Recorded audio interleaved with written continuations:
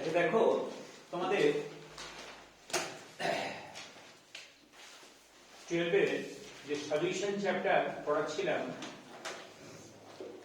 আমি পড়িয়ে দিয়েছিলাম তা তোমাদের বইয়ের পেজটা একটু বলে দিই যে অসমোসিস মানে অভিস্রবণের যে পেজটা পরপর দেখবে আমার ভিডিওটা দেখতে দেখতে তোমরা খাতায় লিখে প্র্যাকটিস করবে এবং তোমরা যদি বই থেকে একটু দেখতে চাও তার পেজটা একটু বলে দিই তোমাদের। অভিস্রবণ তোমাদের আরম্ভ হচ্ছে বইতে পেজ 81, নিউ বুকের পেজ 81, নতুন বইয়ের পেজ 81, পেজ 81 আর সেকশন হচ্ছে 2.14, এটা যে নতুন বুকের। আর সেকশনটা সমস্ত মিলবে, নতুন বই পুরনো বই ইংলিশ ভার্সন সমস্ত বইয়ে এই সেকশনটা মিলবে, সেকশন 2.14। এবং প্র্যাকটিক্যালি আমি যে আরম্ভ করেছিলাম দেখবে ওই যে অর্ধবেদ্য পর্দা পরপর সমস্ত, এবার এইখান থেকে আরম্ভ করে কোন সব পেয়ে যাবে। অর্ধবেদ্য পর্দা মানে পার্মিয়েবল মেমব্রেন, সেমি পার্মিয়েবল মেমব্রেন। আচ্ছা অর্ধবেদ্য পর্দা ইংলিশটা আমি বলেছিলাম তোমাদের, অর্ধবেদ্য পর্দা ইংলিশ হচ্ছে সেমি পার্মিয়েবল মেমব্রেন। এবং দেখতে প্রাকৃতিক অর্ধবেদ্য পর্দা, কৃত্রিম অর্ধবেদ্য পর্দার উদাহরণ করতে বলেছিলাম, ওগুলো সব বলেছিলাম, সব বইতে পরপর দেখবে একদম পেয়ে যাবে। হ্যাঁ, এবং অভিস্রবণ চাপ সংক্রান্ত ভ্যান্টাবের সূত্রাবলী সমস্ত কিছু যা পড়েছি সবকিছু পেয়ে যাবে একদম লাস্ট পর্যন্ত। রিভার্স অসমোসিস পড়িয়ে দিয়েছিলাম, রিভার্স অসমোসিসের অ্যাপ্লিকেশন পড়িয়েছিলাম, ভ্যান্টা ফ্যাক্টর পড়িয়েছিলাম, ঠিক আছে। তারপর কখন ভ্যান্টা ফ্যাক্টরের মান আই মানে 1 হবে, মানে কখন 1 হবে, কখন গ্রেটার দ্যান 1 হবে, লেস দ্যান 1 হবে, গ্রেটার দ্যান 1 আর লেস দ্যান 1 তার মানে কি, এটা হচ্ছে abnormal behaviour of colligative properties. হ্যাঁ, মানে কলিগেটিভ প্রপার্টিজ এর অস্বাভাবিক আচরণ আমি লিখেও দিয়েছিলাম, মানে খাতা দেখে পড়লেই হবে, খাতা দেখে পড়লেই হবে। কিন্তু তবু যদি তোমরা বইয়ের ল্যাঙ্গুয়েজ যদি দেখতে চাও সেই জন্য এইখান থেকে আরম্ভ করে একদম তোমাদের আছে লাস্ট আমি যেটা পড়িয়েছিলাম দেখবে এটা আছে তোমাদের একদম আমার খাতাটা দেখেই পড়বে, ঠিক আছে। তবু তোমরা পেজ 88, পেজ 88, পেজ 88 এইখান থেকে আরম্ভ করে আছে একদম পেজ 81 থেকে পেজ 88, পেজ 88 এটা নতুন বই। আর সেকশনটা লাস্ট সেকশনটা হচ্ছে মানে যেখানে একদম লেখা আছে ওই যে ইয়েগুলো তোমার ওই সংযোজন মাত্রা, আয়নীয় বিয়োজন মাত্রা, আয়নীয় বিয়োজন মাত্রা আলফা সমান যেমন কি বলেছিলাম i-1/n-1 মানে আয়নীয় বিয়োজন মাত্রা, আর সংযোজন মাত্রা আলফাই বলেছিলাম যে মানে আলফা দিয়ে ডিনোট করতে পারো, তোমাদের বইতে ডিনোটটা আছে x দিয়ে। হ্যাঁ, আমি কি দিয়ে ডিনোট করেছিলাম, আমি x দিয়ে করেছিলাম। আচ্ছা তাহলে সংযোজন মাত্রা x i-1/1/n-1 ওইটা দিয়ে তোমার শেষ হচ্ছে থিওরিটা, ওইটা আছে পেজ 88 আর সেকশনটা হচ্ছে 2.18.2, সেকশন 2.18.2। এইখান থেকে আরম্ভ করে আমি একদম দুটো সেকশন 2.18.2 লিখে দিলাম। এইটার মধ্যে সমস্ত কিছু পাবে, আর আমি আলাদা করে কিছু ইয়ে করছি না, ঠিক আছে। তার মধ্যে ওই যে দ্রবণের কলিগেটিভ প্রপার্টির অস্বাভাবিক আচরণ এইটা যদি লিখতে পারো, আমি লিখিয়ে দিয়েছিলাম একদম যে কখন i গ্রেটার দ্যান 1 কখন i লেস দ্যান 1, ওইটাই হচ্ছে অস্বাভাবিক আচরণ। কি বললাম বুঝতে পেরেছো তো? ওকে, আচ্ছা এবার আজকে চলে এসো যেটা নতুন আরম্ভ করছি। তাহলে এগুলো বুঝতে পেরেছো, অসমোসিস থেকে আরম্ভ করে মানে আগের যে ভিডিওটা আর কি, ঠিক আছে, এর আগের ভিডিওর যে পেজ নাম্বারগুলো সেগুলো বলে দিলাম। ওকে, আজকে আরম্ভ করছি হেনরির সূত্র, হেনরির সূত্র, হেনরির সূত্র। আচ্ছা আজকে যখন বলবো সঙ্গে সঙ্গে একবার পেজ বলে যাব, একদম বই থেকে একদম সাইমালটেনিয়াসলি পড়ে যাব। হ্যাঁ, হেনরির সূত্র, হেনরির সূত্র খুব গল্পের মতো জিনিসগুলো দেখো, একদম ফিজিক্যালটা খুব ইন্টারেস্টিং এবং একবার পড়লে অনেকদিন মনে থাকে। হেনরির সূত্র, হেনরিজ ল, হেনরিজ ল, হেনরিজ লটা কিছুই নয়। দেখো এটা মানে এর যে বেসিসটা, এই বেসিসটা তোমরা ক্লাস 9 পড়েছিলে। দেখো তরল দ্রাবকে গ্যাসের দ্রাব্যতা কি বললাম, তরল দ্রাবকে গ্যাসের দ্রাব্যতা চাপ বাড়ালে কি হয়, বাড়ে না বাড়ে না, বাড়ে।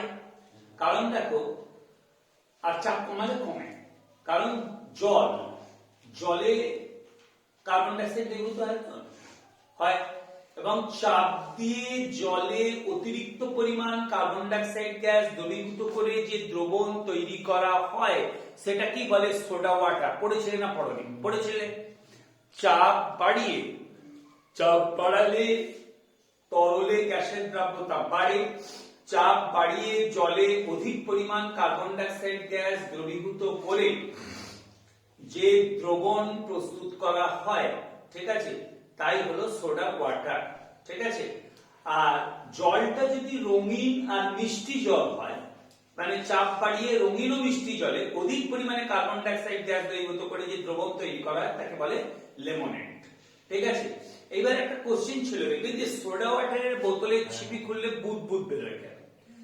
দেখবে তো এমনি, আরে বাবা তোমরা ওই কোল্ড ড্রিঙ্কস গুলো তো খাও, দেখবে কোল্ড ড্রিঙ্কস গুলো যখন তুমি খুলবে, ঠিক আছে, মানে আস্তে আস্তে ধীরে ধীরে না খুলে দেখবে একটু ছিটকে বেরিয়ে যায় না, ঠিক আছে।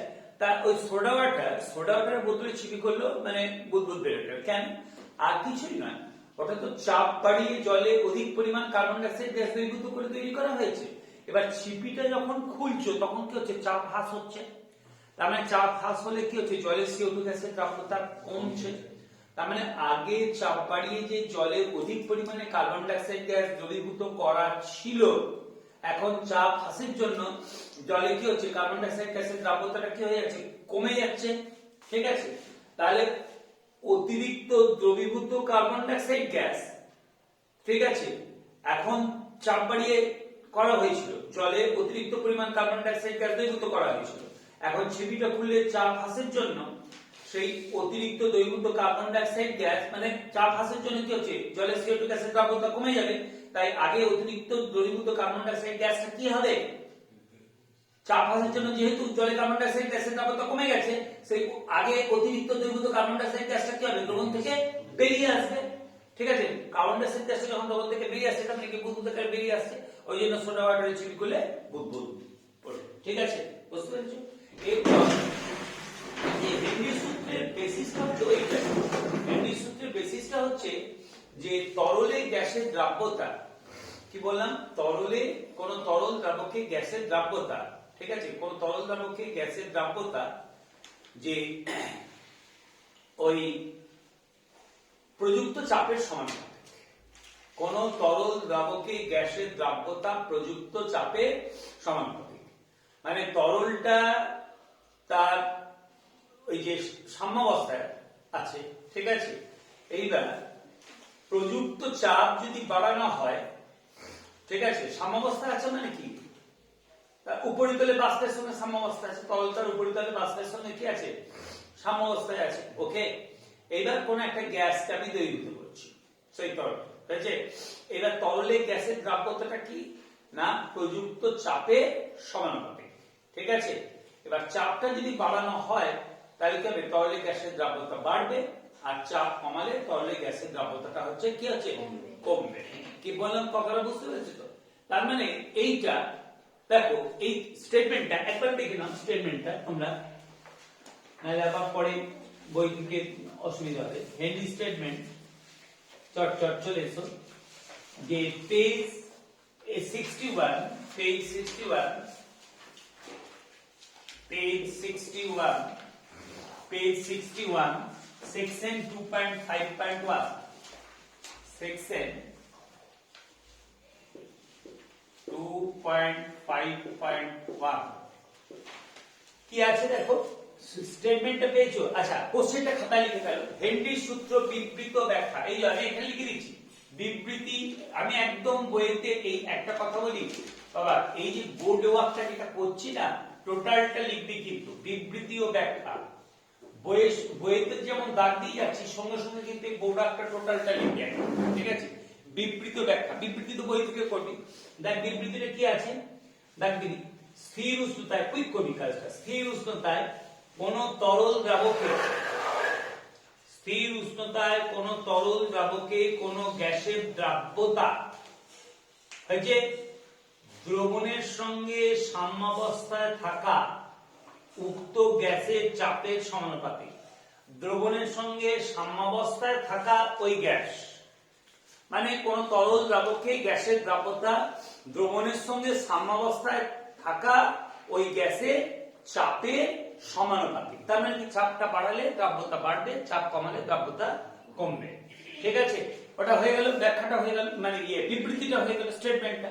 ব্যাখ্যাটা দেখ, এবার আমি বলি। এবার ব্যাখ্যাটা করতে গেলে আমি জাস্ট ব্যাখ্যা মানে কি একটা সূত্রকে বুঝিয়ে বল আমি করছি। বলছি এখানে দ্রাব্যতাটাকে, গ্যাসের দ্রাব্যতাটাকে মূল ভগ্নাংশ দিয়ে প্রকাশ করা হয়। কি বলছে? গ্যাসের দ্রাব্যতাটাকে মূল ভগ্নাংশ দিয়ে প্রকাশ করা হয়। মূল ভগ্নাংশ মানে কি? ধর তরল দ্রাবক আর দ্রাবকটা হচ্ছে গ্যাস, ওকে? দ্রাবকটা হচ্ছে তরল আর দ্রাবকটা হচ্ছে মানে দ্রাবক, সলভেন্ট হচ্ছে তরল আর দ্রাবক সলিউট হচ্ছে গ্যাস। হয়েছে? তাহলে এইবার বলো এটা কি, মূল ভগ্নাংশটা কি? মূল ভগ্নাংশটা কি মানে গ্যাসটা কত মোল আছে, গ্যাসটা যদি N2 মোল থাকে, আমি একটা কথা বলেছি খেয়াল কর, যে সলভেন্টের ক্ষেত্রে সাফিক্স দেবো কি 1 আর সলিউটের ক্ষেত্রে সাফিক্স দেবো কি 2, দ্রাবকের ক্ষেত্রে 1 আর দ্রাবক ক্ষেত্রে 2। তার মানে গ্যাসটা যদি N2 মোল দ্রবীভূত থাকে আর N1 মোল তরল দ্রাবক, কি বললাম? N2 মোল গ্যাস দ্রবীভূত আছে N1 মোল তরল দ্রাবকে, তাহলে বলতো তরলে দ্রবীভূত গ্যাসের মোল ভগ্নাংশ কত? x2। x2 মোল ভগ্নাংশকে x2 সমান N2 divided by N1 plus N2। ওকে, মানে ওই যে দ্রবীভূত গ্যাসের মোল সংখ্যা N2 divided by total mole সংখ্যা। টোটাল মোল সংখ্যাটা কত? তরল দ্রাবকের মোল সংখ্যা N1 মোল আর দ্রবীভূত গ্যাসের মোল সংখ্যা হচ্ছে N2। তাহলে N2 দ্রবীভূত গ্যাসের মোল সংখ্যা N2 divided by N1 plus N2, এইটাই হচ্ছে কি তরল দ্রাবকের দ্রবীভূত গ্যাসের মোল সংখ্যা। এইখানে এই দ্রাব্যতাটাকে মোল সংখ্যা দিয়ে ইয়ে করছে, ঠিক আছে? তাহলে ব্যাপারটা কি হচ্ছে যে দ্রাব্যতাটা x ভ্যারিজ অ্যাজ x, মানে দ্রাব্যতাটা এটা মোল সংখ্যা, ঠিক আছে? তার মানে x2 ভ্যারিজ অ্যাজ p, আমি x2 লিখছি না, x ভ্যারিজ অ্যাজ p যদি করি, তাহলে x ভ্যারিজ অ্যাজ কি p, মানে মোল, এটা হচ্ছে মোল ভগ্নাংশটা আছে। কি বললাম বুঝতে পেরেছিস? আর আমি এগুলো মুখে বলে দিচ্ছি, ঠিক আছে? টুটা দ্রাবক বলে না, দ্রাবক বলে গ্যাসের দ্রবীভূত গ্যাসের মোল সংখ্যা বললেন তো টুটা দে শুনলি তো বুঝতে পারবি, গণনা করছিস কেন? মানে কোনটা দ্রবীভূত হয়? সলিউট তো, ঠিক আছে?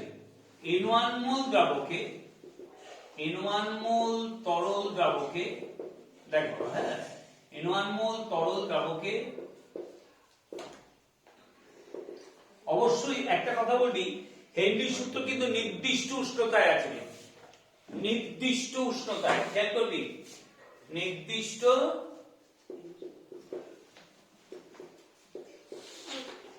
নির্দিষ্ট উষ্ণতায়। একটু মন দিয়ে শুনবি, অন্যমনস্ক হয়ে যাবি না, কারণ জিনিসগুলো বোঝার আছে। কিন্তু নির্দিষ্ট উষ্ণতায় N1 মোল কোন তরল দ্রাবকে, N1 মোল তরল দ্রাবকে N2 মোল এই আমি সলভেন্ট সলিউট লিখলে তোদের অসুবিধা আছে? এই দ্রাবক আর দ্রাবক একটু গন্ডগোল হয়ে যায়, শুধু কয়েক তফাৎ তো, ঠিক আছে? N1 মোল আমি মানে লিকুইড সলভেন্ট, ঠিক আছে? এটা সলভেন্ট,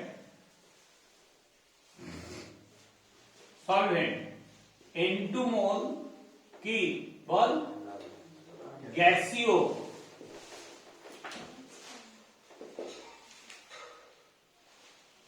দ্রাবক, সলিউট, এই যে দ্রবীভূত আছে, দ্রবীভূত আছে, ওকে হলো? অতএব দ্রবীভূত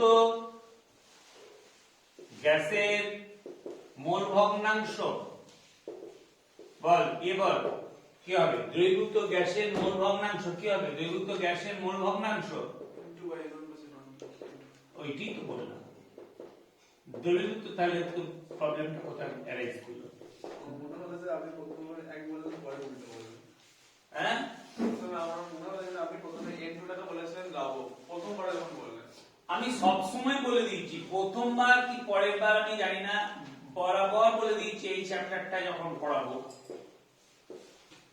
ওয়ান সাফিক্স ইউজ করব সলভেন্টের ক্ষেত্রে হয়তো স্লিপ অফ দ্য টাং হতে পারে আর টু সাফিক্স ইউজ করব সলিউটের আছে হলো ওয়ান সাফিক্স সলভেন্টের ক্ষেত্রে টু সাফিক্স সলিউটের ক্ষেত্রে এই গোটা চ্যাপ্টারটা হয়েছে তাহলে N1 মোল তরল দ্রাবকে N2 মোল গ্যাসীয় দ্রাবক দ্রবীভূত আছে অতএব দ্রবীভূত গ্যাসের মোল ভগ্নাংশ x2 হয়েছে সমান কি এটা বুঝতে অসুবিধা নেই তো N2 এটা কত মানে হচ্ছে N2 divided by total mole সংখ্যা N1 প্লাস N2 হয়েছে তাহলে x ভ্যারিজ as p হলে লেখা যায় কি p ভ্যারিজ as x লিখতে পারি তো এটা ঘুরিয়ে লিখলাম কারণ ঘুরিয়ে লিখে আমি যেটা সমান করব ওটাকে হেনরি ধ্রুবক বলবে বা p সমান কি kh ইনটু x এই kh হচ্ছে সমানুপাতিক ধ্রুবক সমানুপাতিক ধ্রুবক সমানুপাতিক ধ্রুবক সমানুপাতিক ধ্রুবক সমানুপাতিক ধ্রুবক এবং ইহাকে হেনরি ধ্রুবক বলে এবং ইহাকে হেনরি খুব মন দিয়ে শুনবি এবং ইহাকে হেনরি ধ্রুবক বলে ইহাকে হেনরি ধ্রুবক বলে সমানুপাতিক ধ্রুবক এবং ইহাকে হেনরি ধ্রুবক বলে এই যে সমানুপাতিক ধ্রুবক এবং ইহাকে হেনরি ধ্রুবক বলে হয়েছে p সমান kh ইনটু x তাহলে বুঝতে পারা গেল তাহলে এইটাই এই ব্যাখ্যাটা এটা গাণিতিক রূপটা আমি দিয়ে দিলাম ঠিক আছে আচ্ছা তাহলে এর মানটা কিসের উপর ডিপেন্ড করে বলতো স্বাভাবিক কিসের উপর ডিপেন্ড করে kh এর মান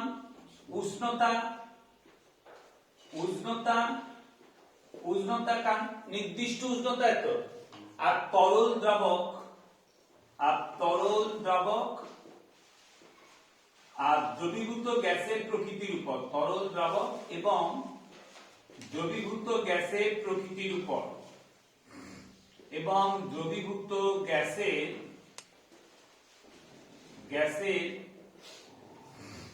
প্রকৃতির উপর দ্রবীভূত গ্যাসের প্রকৃতির উপর কারণ এইগুলোই তো উষ্ণতাটা যেহেতু একটা দেখবি একটা সূত্র বলতে যে যেমন ধর বয়েলের সূত্র যখন আমি বলেছিলাম কি ভি ভ্যারিজেস বল 1/p বয়েলের সূত্র তাই তো এবং সেখানে কি কি নির্দিষ্ট করা হয়েছিল নির্দিষ্ট উষ্ণতায় নির্দিষ্ট ভরের গ্যাসের ক্ষেত্রে তাহলে ভি ভ্যারিজেস 1/p তাহলে ভি সমান k/p তাহলে pv সমান k তাহলে ওই k ধ্রুবকটার মানটা নির্ভর করে কি উষ্ণতা এবং গ্যাসের ভর তাহলে এখানে হচ্ছে নির্দিষ্ট উষ্ণতা তার মানে এই যে ধ্রুবকটা এলো এটার গাণিতিক ফর্মে যে ধ্রুবকটা এলো তাহলে উষ্ণতার উপর ডিপেন্ড করবে আর দেখ কোন তরল দ্রাবকে N1 মোল নির্দিষ্ট উষ্ণতায় N1 মোল কোন তরল দ্রাবক এটা লিখতে পারিস কোন কথাটা যোগ করে তার মানে সেই N1 মোল কোন তরল দ্রাবকে হয়েছে N1 মোল কোন তরল দ্রাবকে N1 মোল কোন তরল দ্রাবকে হয়েছে N1 মোল কোন তরল দ্রাবকে তার মানে ব্যাপারটা কি তার মানে তরল দ্রাবক এবং দ্রবীভূত গ্যাসের প্রকৃতির উপর হয়েছে হলো এইবার তাহলে এই ব্যাখ্যাটা লাগিয়ে দে চটপট লাগিয়ে দে ব্যাখ্যাটা পেয়েছিস ব্যাখ্যাটা ওই বক্সের আগে পর্যন্ত ব্যাখ্যাটা লাগিয়ে দিই তো আচ্ছা এইবার চলে এসো kh এর সংজ্ঞা এবং একক kh এর সংজ্ঞা এবং একক মানে হেনরি ধ্রুবকের সংজ্ঞা এবং একক হেনরি ধ্রুবকের সংজ্ঞা এবং একক দেখো হেনরি ধ্রুবকের সংজ্ঞা মানে kh এর সংজ্ঞা ও একক kh এর সংজ্ঞা ও একক kh এর সংজ্ঞা ও একক দেখো kh এর সংজ্ঞাটা তোমাদের বইতে দেয়া নেই আচ্ছা kh এর এককটা আছে আমি একটু বলে দিই আরে কে এইচ এর সংজ্ঞাটা বইতে দেওয়া যেটা নেই সেটা আগে বলি। হ্যাঁ, কে এইচ এর সংজ্ঞা দেখ, p সমান kh into x, তাহলে x equals to 1 হলে x equals to p সমান kh into x, তাহলে x equals to 1 হলে বল x equals to 1 হলে p সমান কি বল, p সমান kh, ঠিক আছে, p সমান kh আছে। তার মানে কি নির্দিষ্ট উষ্ণতা যে মানে তরলের সঙ্গে সাম্যাবস্থায় তার মানে একটা দেখ, আমি আগে বলি উষ্ণতাটা তো নির্দিষ্ট, তার মানে যে চাপে তরলের সঙ্গে ওই যে গ্যাসটা যখন সাম্যাবস্থায় আছে, তা এবার যে চাপটা দ্রবীভূত গ্যাসটার মোল ভগ্নাংশ 1 হবে, সেই চাপটাই হচ্ছে হেনরির ধ্রুবক। কি হল কথাটা বুঝেছিস? দ্রবীভূত গ্যাসের মোল ভগ্নাংশ যদি 1 হয়, এটা তো মোল ভগ্নাংশটা দ্রবীভূত গ্যাসে, তখন যে চাপটা প্রয়োজন হয় সেটাই তো হেনরির ধ্রুবক। x equals to 1 হলে p সমান kh হয়েছে। তাহলে নির্দিষ্ট উষ্ণতায়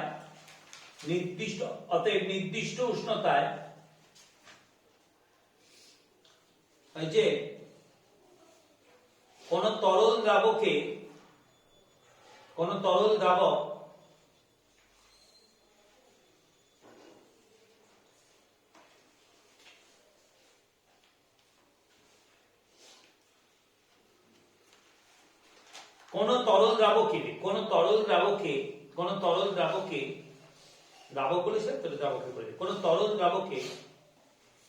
কোন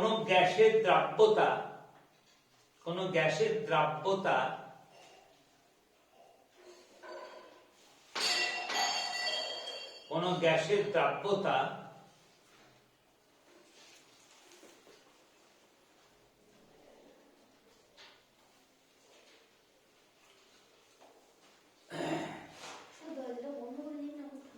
চুকার নির্দিষ্ট উষ্ণতায় কোন তরল দ্রাবকে কোন গ্যাসের দ্রাব্যতা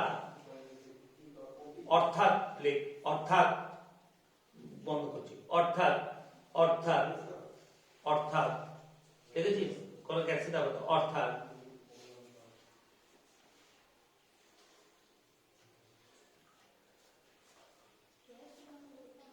দ্রাবকে দ্রবীভূত গ্যাসের মোল ভগ্নাংশ অর্থাৎ তরল দ্রাবকে দ্রবীভূত গ্যাসের মোল ভগ্নাংশ একক হলে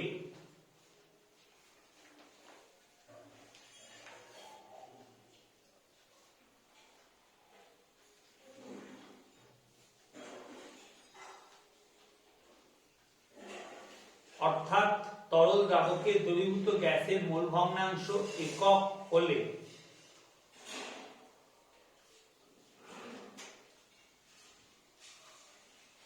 একক হলে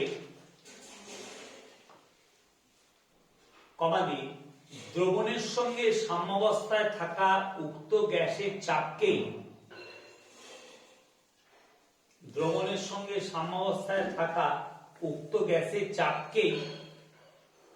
উক্ত গ্যাসের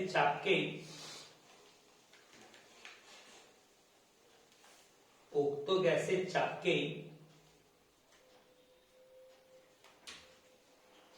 হেনরির ধ্রুবক বলে। হয়েছে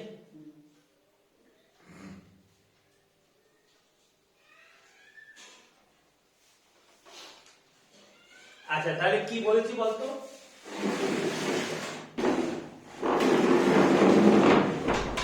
কি বলেছি বল?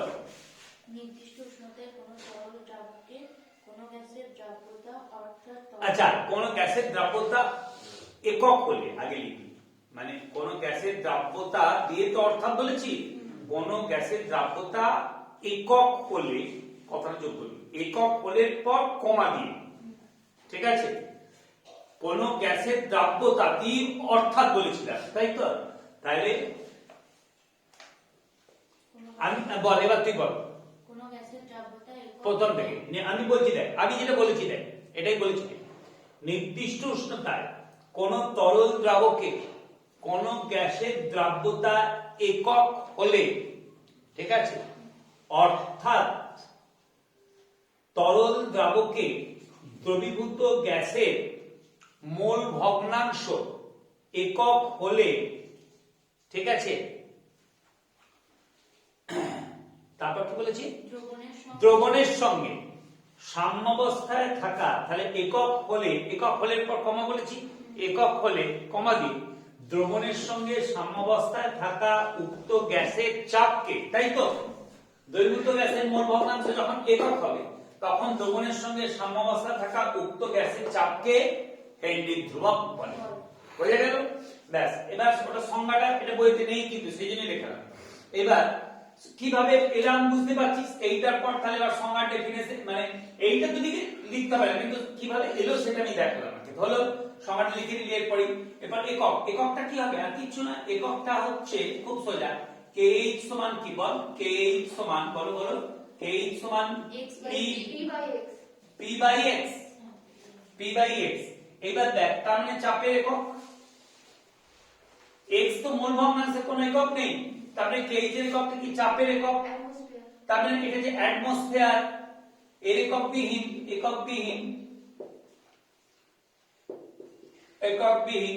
তার মানে চাপের একক। তার মানে kh এর একক কি হচ্ছে? kh এর একক কি? চাপের একক। kh এর একক হচ্ছে atm। তারপর হচ্ছে বার, টর। আচ্ছা, এইগুলো কি আমি বলে দিয়েছিলাম? অ্যাটমসফিয়ার তো জানিস, বার কি? 1 atm সমান কত বার? না বলতে পারলে দিয়ে চলে দেবো। 1 atm সমান কত বার? 1.013 বার, তাই তো? 1 atm সমান 1.013 বার কিন্তু করেছিলাম, আগেই লিখেছিলাম। 1 atm সমান 1.013 বার, তাই তো? 1 atm সমান 1.013 বার। এবার জয়েন্টের ক্যালকুলেশনের জন্য atm বারটা না 1 করতে একই ধরা। আর টর্কটা কি বলতো? 1 atm সমান 760 mm এইচ স্তম্ভের চাপ, তো ওটাই হচ্ছে 760 টর্ক। তার মানে 1 mm এইচ স্তম্ভের চাপই হচ্ছে 1 টর্ক। ওকে, 1 atm সমান, এটা তো আগে লিখে দিয়েছিলাম তো নাকি, 1.013 বার, এটাই তো লিখেছিলাম। হ্যাঁ, 1 atm সমান 1.013 বার, আর 1 atm সমান 1.013 বার, এই যে লেখানো আছে খাতায়, এটা লেখানো আছে। আর 1 atm সমান 760 mm এইচ স্তম্ভে যাচ্ছে না, 760 mm এইচ স্তম্ভের চাপ, 760 mm এইচ স্তম্ভের চাপ সমান কি বল? 760 টর্ক। 760 টর্ক, তার মানে এইটা টর্ক, টিওআর তো টর্ক, টিওআর। তার মানে 1 mm এইচ স্তম্ভের চাপ মানে কি? 1 টর্ক। 1 mm এইচ স্তম্ভের চাপ কি? 1 টর্ক, তাইছে? আর একটা kh এর একক আছে, ওই যে তলায় বক্স, তাহলে kh এর এককটা দাগতে তাদের দিয়েছিস, kh এর এককটা দাগ দিয়েছিস, হলো পেয়েছিস বক্সের পর ঝাড়াস করে ইয়ে করে দে না, টিক মেরে দে, মানে উপরে প্রথমে টিক আর ওই টর বা বার পর্যন্ত টিক, ঠিক আছে? আন্ডারলাইন করতে গেলে টাইম লাগে। আচ্ছা, এইবার দেখ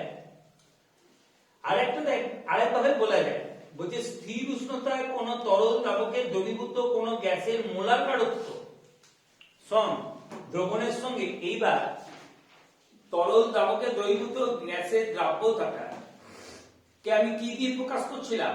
মোল ভগ্নাংশ। এবার দ্রবীভূত গ্যাসের দ্রাব্যতাটাকে যদি আমি মোলার গাঢ়ত্ব দিয়ে প্রকাশ করি, মোলার গাঢ়ত্ব মানে দ্রবীভূত গ্যাসের দ্রাব্যতাটাকে যদি মোলার গাঢ়ত্ব দিয়ে প্রকাশ করি, মানে 1 লিটার তরল দ্রবণে, 1 লিটার তরল দ্রবণে কত মোল লিটার তরল দ্রবণে কত মোল গ্যাস দ্রবীভূত আছে। ঠিক আছে, 1 লিটার দ্রবণে কত মোল গ্যাস দ্রবীভূত আছে সেটাই তো মোলার গাঢ়ত্ব। তার বলছে যে দ্রবীভূত, দেখ ওইখানে দেখ লিখেছে, ওই যে দেখেছিস বোল্ড ইয়েতে, স্থির উষ্ণতায় কোন তরল দ্রাবকের দ্রবীভূত কোন গ্যাসের মোলার গাঢ়ত্ব দ্রবণের সঙ্গে সাম্যাবস্থায় থাকা উক্ত গ্যাসের চাপের সমানুপাতিক। এটা হয়েছে, মানে এটা দ্রবণতাটাকে কি দিয়ে করছে, মোলার গাঢ়ত্ব দিয়ে। ঠিক আছে, মোলার গাঢ়ত্ব সেটা কি, যে কার সঙ্গে, দ্রবণের সঙ্গে সাম্যাবস্থায় থাকা উক্ত গ্যাসের চাপের সমানুপাতিক, অর্থাৎ সি ভ্যারিজেস পি। এটাকে আর ঘুরুচ্ছে না, আগে যেমন কি খেয়াল করে দেখবি, এটা একটু মনে রাখবি, প্রথম পড়েছিলাম এক্স ভ্যারিজেস পি, দ্রাব্যতাটা মোল ভগ্নাংশ দিয়ে, দ্রবীভূত গ্যাসের মোল ভগ্নাংশ, এক্স ভ্যারিজেস পি, যে ওইখানে সমান এক্স সমান কে এইচ ইনটু পি করিনি, কিন্তু ওটা ঘুরিয়ে লিখেছিলাম পি ভ্যারিজেস এক্স, একই ব্যাপার দিয়ে সেইটাকে সমান দিয়ে পি সমান K H into x, K H টা এনে দিয়েছিল। আর এইখানে যখন মোলার গাঢ়ত্ব দিয়ে করছে তখন আর ঘোরাচ্ছে না, সি ভ্যারিজেস কি বল, C varies P, C varies P, আমি সি ভ্যারিজেস পি, আর সেইটা হেডেন না, সি ভ্যারিজেস পি, এটা মোলার গাঢ়ত্ব সি ভ্যারিজেস পি। তবে হেনরির সূত্র বলতে গেলে আগেরটাই বলবে, হেনরির সূত্র বলতে গেলে আগেরটাই বলবে। ওকে, সি ভ্যারিজেস পি, তাহলে বা বল বল বল, তাহলে সিটা হচ্ছে মোলার গাঢ়ত্ব, সি সমান কে এইচ ইনটু পি। এটা হচ্ছে কি, দ্রবণে দ্রবীভূত গ্যাসে, দ্রবণে বলো বলো বলো বলো, দ্রবণে দ্রবীভূত গ্যাসের কি, গ্যাসের মোলার গাঢ়ত্ব। হয়েছে হয়েছে, মোলার গাঢ়ত্ব, দ্রবণে দ্রবীভূত গ্যাসের মোলার গাঢ়ত্ব কি হলো রে, বুঝতে পেরেছিস? তাহলে এই কেএইচ তো হেনরির ধ্রুবক, তাহলে কেএইচ এর একক যদি আমি কেএইচ সমান কি বল বল বল, সি বাই পি, তাহলে সি তার মানে এটা হচ্ছে মোলার গাঢ়ত্ব, তার মানে মোল লিটার ইনভার্স, আর তলায় হচ্ছে কি অ্যাটমোস্ফিয়ার, তার মানে কেএইচ এর এককটা কি হয়ে গেল, mole, mole litre inverse atmosphere inverse. দেখতে পেয়েছে, মোল হয়েছে, এটা তো মোল পার লিটার, তার মানে মোল লিটার ইনভার্স, মোল লিটার ইনভার্স অ্যাটমোস্ফিয়ার ইনভার্স, হয়েছে অ্যাটমোস্ফিয়ার ইনভার্স। কেএইচ এর বৈশিষ্ট্য সমূহ হয়েছে, তাদের হচ্ছে কেএইচ এর কুইক, একদম কেএইচ এর বৈশিষ্ট্য সমূহ, দেখ ওই বোল্ড লাইন গুলো দেখবে, কেএইচ এর বৈশিষ্ট্য সমূহ, স্পিড বাড়া, স্পিড আমার আরম্ভ হয়ে গেলে হয়েছে হয়েছে হয়েছে, যদি লিখতে অসুবিধা বলবি। কেএইচ এর বৈশিষ্ট্য সমূহ, কেএইচ এর মান গ্যাসের প্রকৃতির উপর নির্ভর করে, আমি প্রথমেই বললাম কেএইচ এর মান কিসের উপর নির্ভর করে, তরল দ্রাবক আর দ্রবীভূত গ্যাসের প্রকৃতির উপর। কেএইচ এর মান গ্যাসের প্রকৃতির উপর নির্ভর করে, শুধু ওই লাইনটা, আর কিছু নয়। হলো কেএইচ এর মান 2 নম্বর, কেএইচ এর বৈশিষ্ট্য, কেএইচ এর মান তরল দ্রাবকের প্রকৃতির উপর নির্ভর করে, হয়েছে। তারপর 3 নম্বর পয়েন্টটা দেখ, পড়ে বুঝতে পারছিস কিনা, 3 নম্বর পয়েন্টটা, 3 নম্বর পয়েন্টটা পড়ে বুঝতে পারছিস কিনা দেখ, 3 নম্বর পয়েন্টটা পড়ে বুঝতে পারছিস কিনা দেখ, 3 নম্বর পয়েন্টটা। আংশিক চাপটা কি ছিল? আরে 3 নম্বর আংশিক চাপ বলতে কি ছিল সেটাকে যদি বলতে হয় তাহলে একদম আমার কিতাবে তারপর আংশিক চাপ কি বলবো আমি। দেখে ক্লাস 9 এ পড়েছিলাম। ক্লাস 9 এ আংশিক চাপ কোথায় পড়লি, কে পড়ালো তোকে? এটা ক্লাস 9 এ আংশিক ছিল না, আমি পড়াইনি। পড়িস না একটু, আরে ওটা অ্যাডভান্স পড়িছিলাম, কিন্তু আংশিক চাপ পড়ি ছিল 11 এ। ঠিক আছে,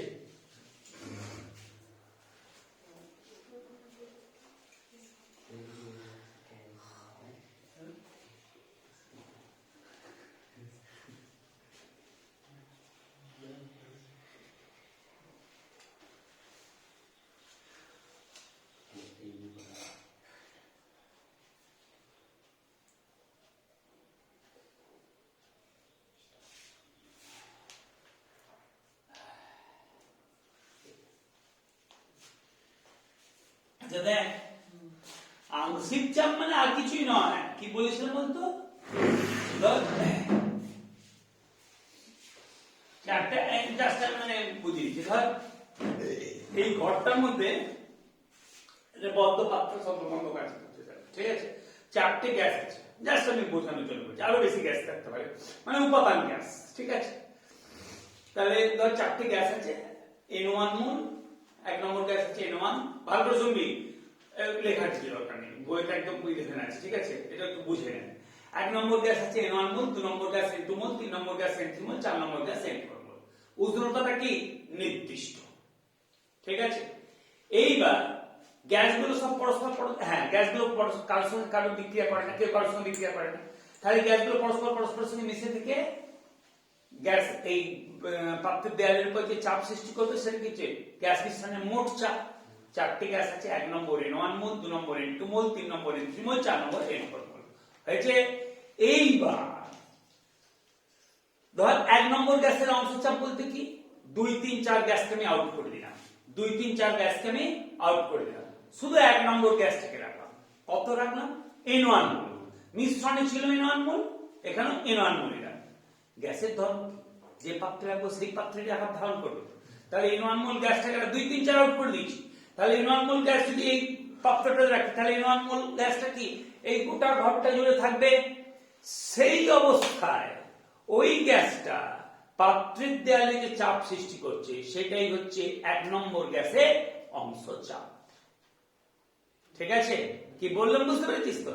মানে কোন একটা উপাদান গ্যাসকে মিশ্রণের কোন একটা উপাদান গ্যাসকে মিশ্রণে যে পরিমাণ ছিল ঠিক সেই যত মোল ছিল ঠিক সেই মোল নিয়ে স্থির উষ্ণতায় মিশ্রণের কোন স্থির উষ্ণতায় মিশ্রণের কোন একটি উপাদান গ্যাসকে মিশ্রণে যত মোল ছিল ঠিক তত মোল নিয়ে এককভাবে, ঠিক আছে, ওই আবদ্ধ পাত্রে যদি রাখা হয়, মানে মিশ্রণটা যে আবদ্ধ পাত্রে রাখা ছিল ওই আবদ্ধ পাত্রে যদি রাখা হয় তাহলে ওই গ্যাসটা এককভাবে আবদ্ধ পাত্রের সমগ্র আয়তন জুড়ে থেকে পাত্রের দেয়ালে যে চাপটা সৃষ্টি করবে তাকে ওই গ্যাসটার উপাদান গ্যাসটার অংশ চাপ বলে।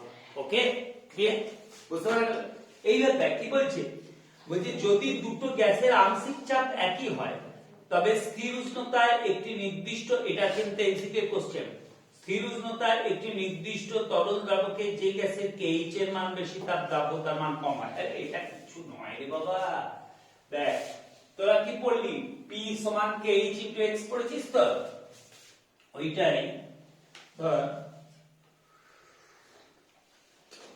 P সমান KH into X পড়েছিস, তার মানে দুটো গ্যাস, ওকে, ডট PA, তার মানে P এটাই আংশিক চাপ। আমি কি বললাম বুঝতে পেরেছি? PA সমান কি, দেখ হেনরির ধ্রুবকটা তো কি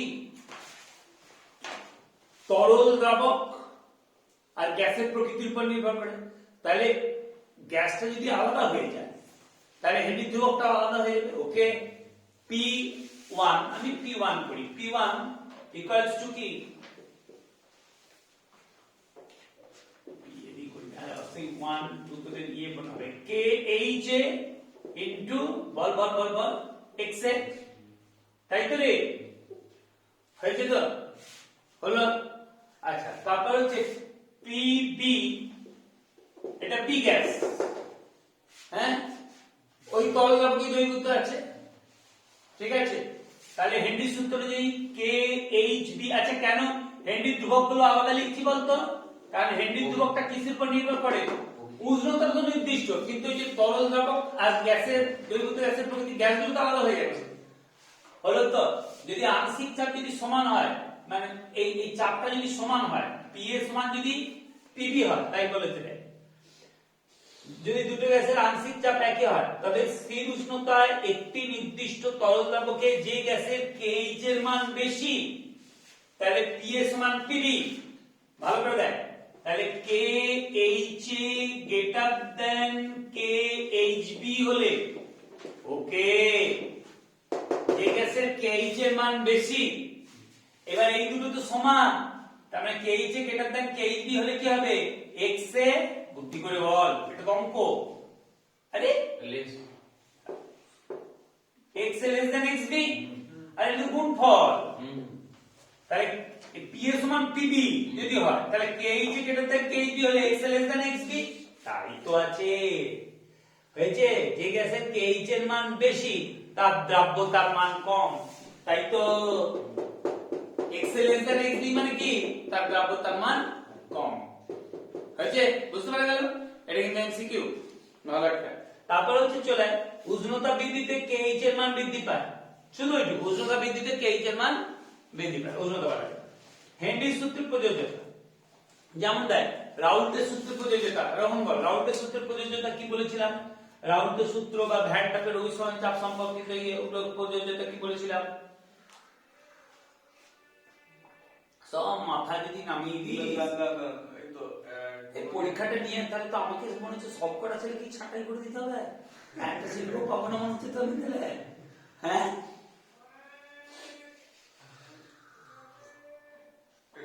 একটা ছেলেকে না পেলে খুব মুশকিল, আমি আবার না পড়ে থাকতে পারবো না, ওটা যদি এই 28 নিচে কমাবো না, তাদের যদি 8টা ছেলে থাকে, অর্ধেকটা ছেলে থাকে, সবাইকে বলতে পারছে, খুশি থাকবে।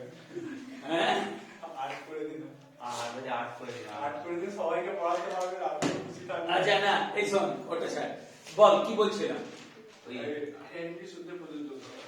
না না রাউল্টের সূত্রের প্রযোজ্যতাটা কি বলেছিলাম যে আগে বলো, যে দ্রবণটা সেই মনে আছে, পরে সেই দ্রবণ লঘু, তারপর সেই দ্রাবকী,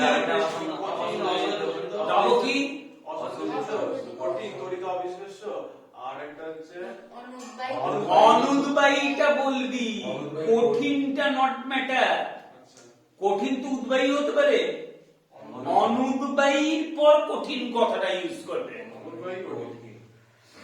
কঠিন বলে ছেড়ে দিলে কিন্তু হবে না, অনুদ্বায়ী আগে বলবে যে তারপর কঠিন বলবে, অনুদ্বায়ী কঠিন, ঠিক আছে, প্রথম হচ্ছে লঘু দ্রবণ, অনুদ্বায়ী কঠিন, দ্রাবটা কি হচ্ছে তড়িৎ মানে দ্রাবটা অনুদ্বায়ী কঠিন, তড়িৎ অবিশ্লেষক, অসংহত, এই কথাগুলো। হেনরি সূত্রের প্রযোজ্যতা কি দেয়, মানে ওইটা হচ্ছে রাউল্টের সূত্রের প্রযোজ্যতা, ভ্যান টাপের অভিসরণ চাপ সম্পর্কিত সমীকরণের প্রযোজ্যতা, আর হেনরি সূত্রের প্রযোজ্যতা দেয় তরল দ্রাবকে কোনো গ্যাস যদি অধিক মাত্রায় দ্রবীভূত অথবা বিয়োজিত বা সংযোজিত হয় তবে হেনরি সূত্রটা প্রযোজ্য হয় না, যদি অধিক মাত্রায় দ্রবীভূত হয়, তরল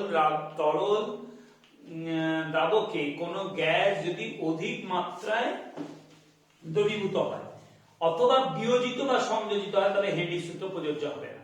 যেমন একটা যদি অধিক মাত্রায় দ্রবীভূত হয়ে যায়, যেমন ধর জলে অ্যামোনিয়া অত্যধিক পরিমাণে দ্রবীভূত, ঠিক আছে, তার মানে ওখানে কি হচ্ছে ওই চাপের সঙ্গে আর ওটা মানে কি বলবো আর ভ্যারিয়েশনটা কি বলবো ওর কিছু বুঝতে পারা যায় না, দ্রবতার ভ্যারিয়েশন কি বললাম বুঝতে পেরেছিস, তার মানে কি সেটি বলছে অধিক মাত্রায় যদি দ্রবীভূত হয় তরল দ্রাবকে কোনো গ্যাস, তার মানে এই যে তারপরে উদাহরণটা দিয়ে দিচ্ছে জলে অ্যামোনিয়া HCl গ্যাসের দ্রাব্যতার ক্ষেত্রে হেনরি সূত্রটা প্রযোজ্য না, দেখ তাহলে যদি অধিক মাত্রা দ্রবীভূত হয় আর যদি সেই আবার কি যদি সেটা সংযোজিত বা বিয়োজিত হয়ে যায়, হয়েছে যেখানে এই যে অধিক মাত্রায় কথা উল্লেখ করেছে, মানে গ্যাসটা কোনটা অধিক মাত্রায় আছে আর কোনটা স্বল্প মাত্রায় আছে ওটা কি করে বুঝবো, মানে আরে যেগুলো জানি দ্যাট ইজ ইনফরমেশন, ওটা ইনফরমেশন, আমি জানি অ্যামোনিয়া জলে অধিক মাত্রায় দ্রবীভূত, HCl গ্যাস জলে অধিক মাত্রায় দ্রবীভূত, তার মানে ও ক্ষেত্রে কি ওই দ্রাব্যতাটা চাপের পরিবর্তনের সঙ্গে যে পরিবর্তন সেটাকে ওই হেনরি সূত্র দিয়ে আলাদা করে কিছু ব্যাখ্যা করে, এমনিতেই কি বল প্রচুর দ্রবীভূত হয়, কি বললাম বুঝতে পেরেছিস তো, তাই চাপ বাড়ালে যে দ্রাব্যতাটা যে বাড়বে কমবে সেটা হেনরি সূত্র দিয়ে ইয়ে করার কিছু ইয়ে নেই, কি বললাম বুঝতে পেরেছিস তো, এমনিতেই প্রচুর দ্রবীভূত থাকে, তাই চাপ বাড়ালে যে দ্রাব্যতার পরিবর্তন সেটা কিছু মানে বুঝতেই পারা যায় না কিছু হয়েছে, এমনিতেই জলে অধিক পরিমাণে মানে কি জ্বালা জলে অধিক পরিমাণে যে জলে তরল দ্রাবকে যদি কোনো গ্যাসের দ্রাব্যতা যদি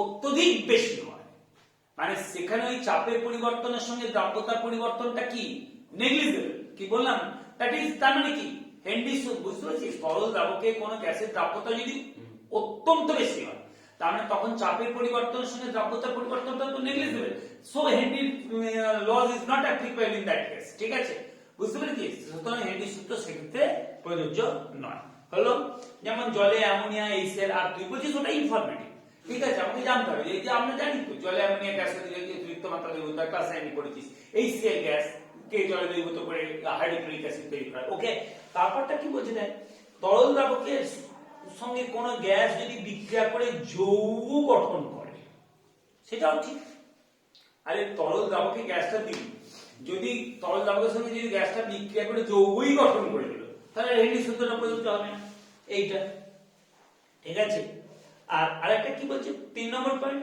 গ্যাসের চাপ যদি খুব বেশি হ্যাঁ মা, গ্যাসের চাপ যদি খুব বেশি বা উষ্ণতার মান যদি খুব কম হয়, দেখো কি বললাম, গ্যাসের চাপ যদি খুব বেশি বা উষ্ণতার মান যদি খুব কম হয়, তাহলে হেনরির সূত্রটা কি সঠিকভাবে প্রযোজ্য হবে না। কি বললাম বুঝতে পেরেছি? গ্যাসের চাপটা যদি খুব বেশি এটা খুব বেশি।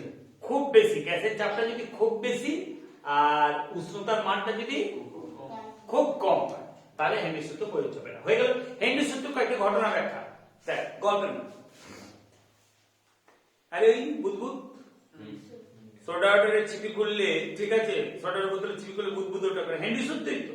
চাপ কমে যাচ্ছে, আগে চাপ বাড়িয়ে জলে অধিক পরিমাণে কার্বন ডাই অক্সাইড গ্যাস দ্রবীভূত করা ছিল, চিপি খুলে দিচ্ছি, তার মানে চাপ কমে যাচ্ছে। আগে যে জলে অধিক পরিমাণে কার্বন ডাই অক্সাইড গ্যাস দ্রবীভূত করা ছিল, চাপ বাড়িয়ে চিপিটা খুলে দিলে চাপ কমে যাওয়ার জন্য আগে অতিরিক্ত দ্রবীভূত কার্বন ডাই অক্সাইড গ্যাস এটা কিছু দ্রবণ থেকে বুদবুদ আকারে বেরিয়ে আসছে, তাহলে চাপ হ্রাসের জন্য দ্রাব্যতা কমছে, সেই জন্যই ব্যাপারটা হচ্ছে। আর আগে চাপ বাড়িয়ে কার্বন ডাই অক্সাইড গ্যাস অতিরিক্ত পরিমাণে দ্রবীভূত করা হয়েছিল।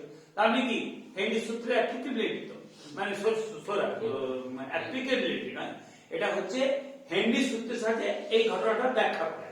হেনরির সূত্রের সাথে এই ঘটনাটা ব্যাখ্যা করে হলো। তাহলে এটা দাগ দিয়ে 1 নম্বর পয়েন্ট। 2 নম্বর পয়েন্ট, 2 নম্বর পয়েন্টটা খুব দারুণ পয়েন্ট, এটা বলি, এটা তোরা জানিস না। দেখ,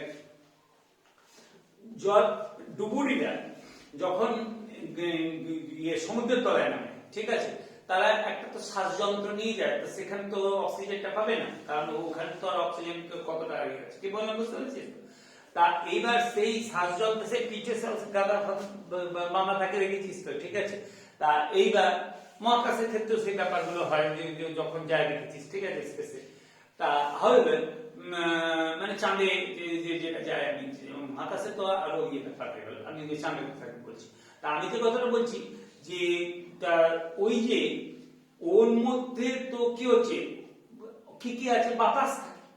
বাতাস মানে কি বলতো? বাতাস মানে হচ্ছে 20% অক্সিজেন আর 80% নাইট্রোজেন, তাই তো, রাফলি। এবার আরো উপাদানগুলো আছে, কিন্তু রাফলি কি মেন তো আছে অক্সিজেন আর নাইট্রোজেন, 20% অক্সিজেন আর 80% নাইট্রোজেন, যেটা দুটি খুব গুরুত্বপূর্ণ। অক্সিজেনটা তো আমাদের তো শরীরের ক্ষমতা দিচ্ছে, কারণ অক্সিজেনটা কি হচ্ছে, খাবারকে এর সঙ্গে বিক্রিয়া করছে, খাবারকে জারিত করছে, শক্তি উৎপন্ন করছে, শ্বসন যেটা পরিচিস্তর বাইরে দিচ্ছে, ওকে, দিয়ে শক্তি উৎপন্ন করছে, যার জন্যই আমরা কাজ করতে পারছি। কি বললাম বুঝতে পেরেছিস তো? আর নাইট্রোজেন তো গুরুত্ব তার বলার কথাই নেই, প্রোটিন। কি বললাম বুঝতে পেরেছিস তো? অপরিসীম নাইট্রোজেন গুরুত্ব, আর অক্সিজেনটা মানে দুটোই ভীষণ গুরুত্বপূর্ণ, ঠিক আছে। এইবার তাহলে ওই যে শ্বাসযন্ত্রতে এবার বেশি চাপে দেয়া থাকে, খেয়াল করো, হলো চাপটা বেশি করা থাকে, সে জলের নিচে নামছে তো, হলো। এইবার কনসিকুয়েন্টলি যখন জলে, আমি কি বলছি, সরি, জলের নিচে যখন নামছে তখন চাপটা বাড়ছে তো, হ্যাঁ, চাপটা বাড়ছে, চাপ বাড়লে, আমি ওটা বেশি চাপে দেওয়া আছে ওটা বলাটাই হবে। জলের নিচে যখন নামছে তখন চাপ বাড়ছে, তার মানে কি হয়ে যাচ্ছে, ও তো ওইখান থেকে শ্বাস দিচ্ছে, ওই যে স্বয়ংক্রিয় শ্বাসযন্ত্রে যে গ্যাসটা ভরে নিয়ে গেছে আর কি, বাতাসটা সেটা থেকে দিচ্ছে তো, তার মানে সেখানে কি আছে, 20% অক্সিজেন আর 80% নাইট্রোজেন। তার মানে কি, তখন চাপ বাড়ছে, তার মানে কি হয়ে যাচ্ছে, তার যে রক্তে অধিক পরিমাণ কি হচ্ছে, ওই গ্যাসগুলো দ্রবীভূত হচ্ছে তো, অধিক পরিমাণ গ্যাস দ্রবীভূত হচ্ছে, নাইট্রোজেন অধিক পরিমাণে, নাইট্রোজেনটাই বেশি ঝামেলা করে, নাইট্রোজেন অধিক পরিমাণে দ্রবীভূত হচ্ছে, অক্সিজেন তো দ্রবীভূত হচ্ছে, যেটা প্রয়োজন আমাদের, ঠিক আছে, অক্সিজেন হচ্ছে, তার সঙ্গে নাইট্রোজেন দ্রবীভূত হচ্ছে, চাপ বাড়াচ্ছে, ঠিক আছে, জলের নামে চাপ বেশি পাচ্ছে তো, অধিক পরিমাণে দ্রবীভূত হচ্ছে তো। এইবার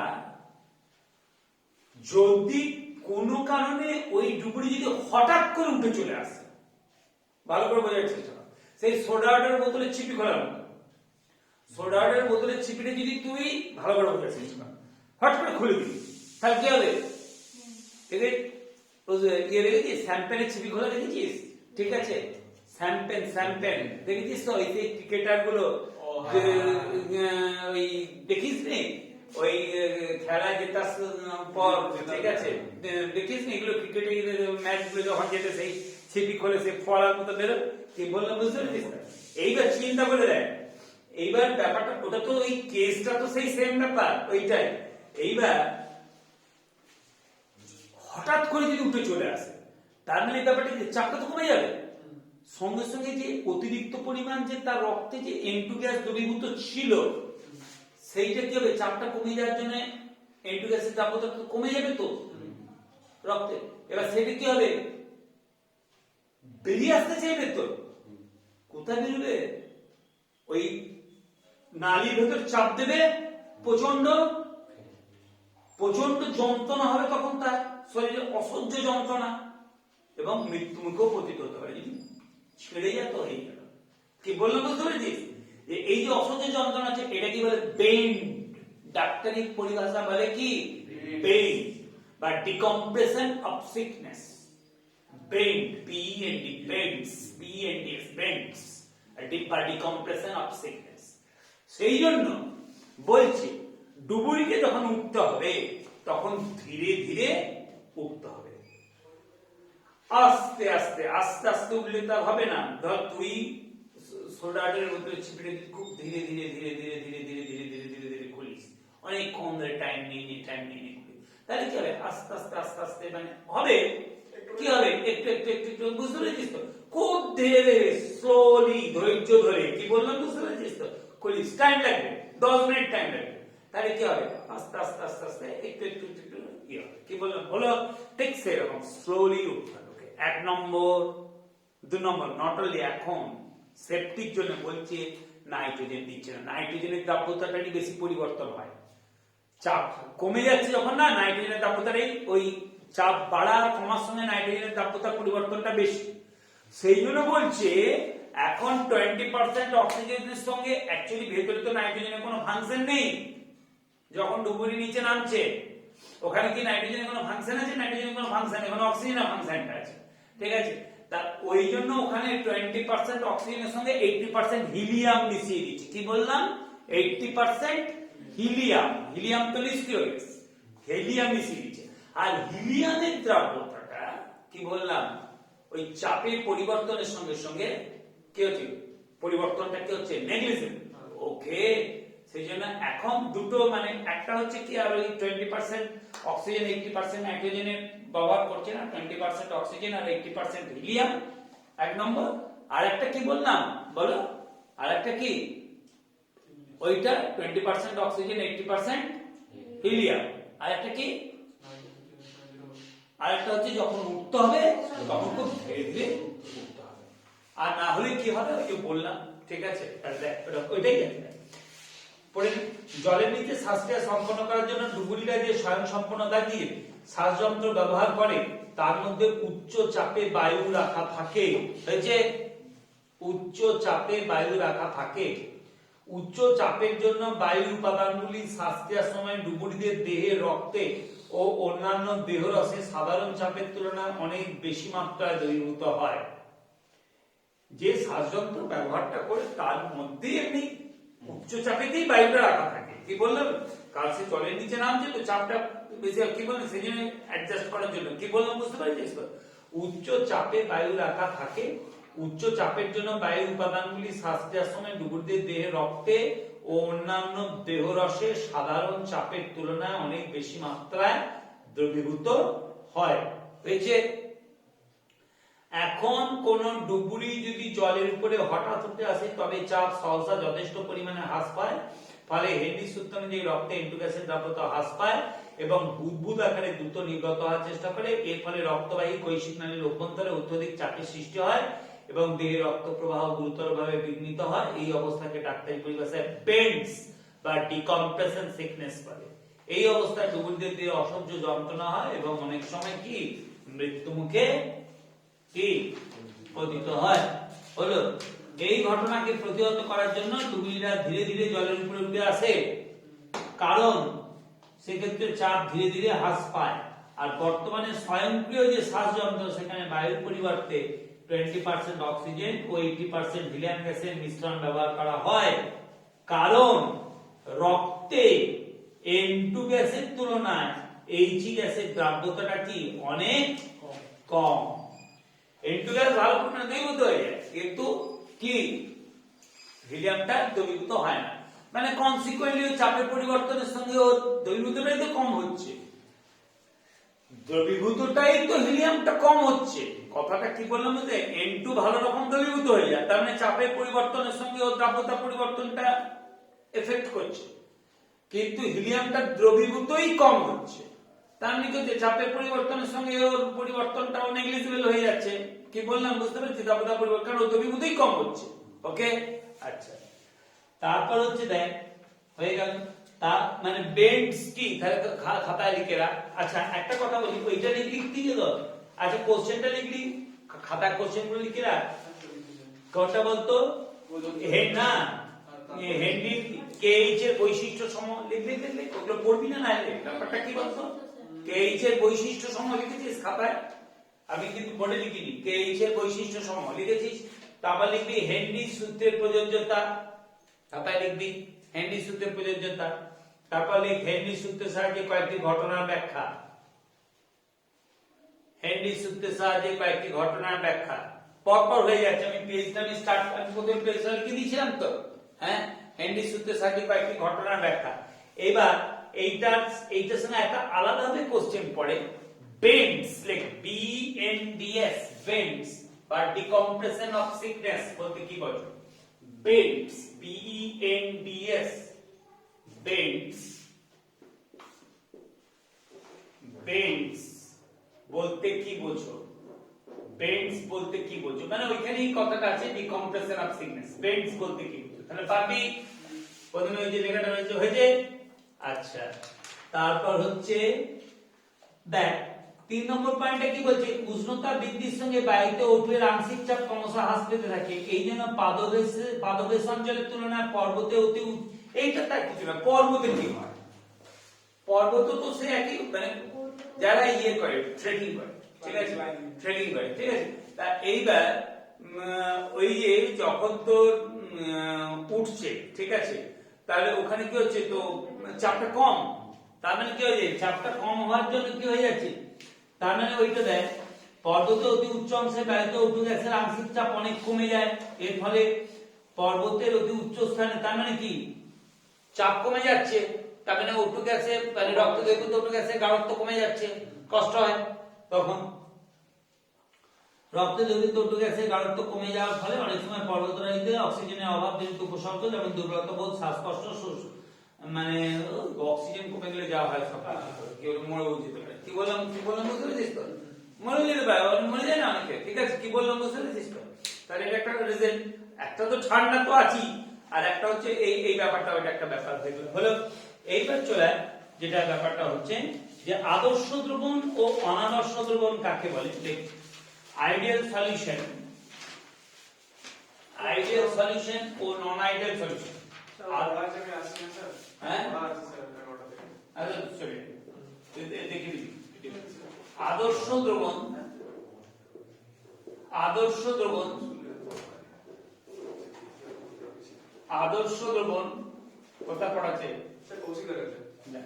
আদর্শ দ্রবণ। তা আজকে তুই একটা পড়েছিস কেন? কালকে আমার পড়া থাকে, আবার কালকে একদম মেন টাইমে আপনার পড়া থাকে, যে 9টা থেকে কোথায়? শুরু হয়ে গেছে। আর ও দুটো জায়গায় পড়লে তোর এই প্রবলেমটা হবে, কিছু করার নেই। কেন করে স্যার সব দিতে হবে? পরীক্ষায় আমি দেখবো, ওই নম্বরটা না পেলে আমি বাদ দিয়ে দেবো। অনাদর্শ দ্রবণ, আদর্শ দ্রবণ আইডিয়াল সলিউশন, আর অনাদর্শ দ্রবণ নন আইডিয়াল সলিউশন, নন আইডিয়াল সলিউশন, নন আইডিয়াল সলিউশন। আদর্শ দ্রবণ আইডিয়াল সলিউশন, অনাদর্শ দ্রবণ নন আইডিয়াল সলিউশন কাকে বলে?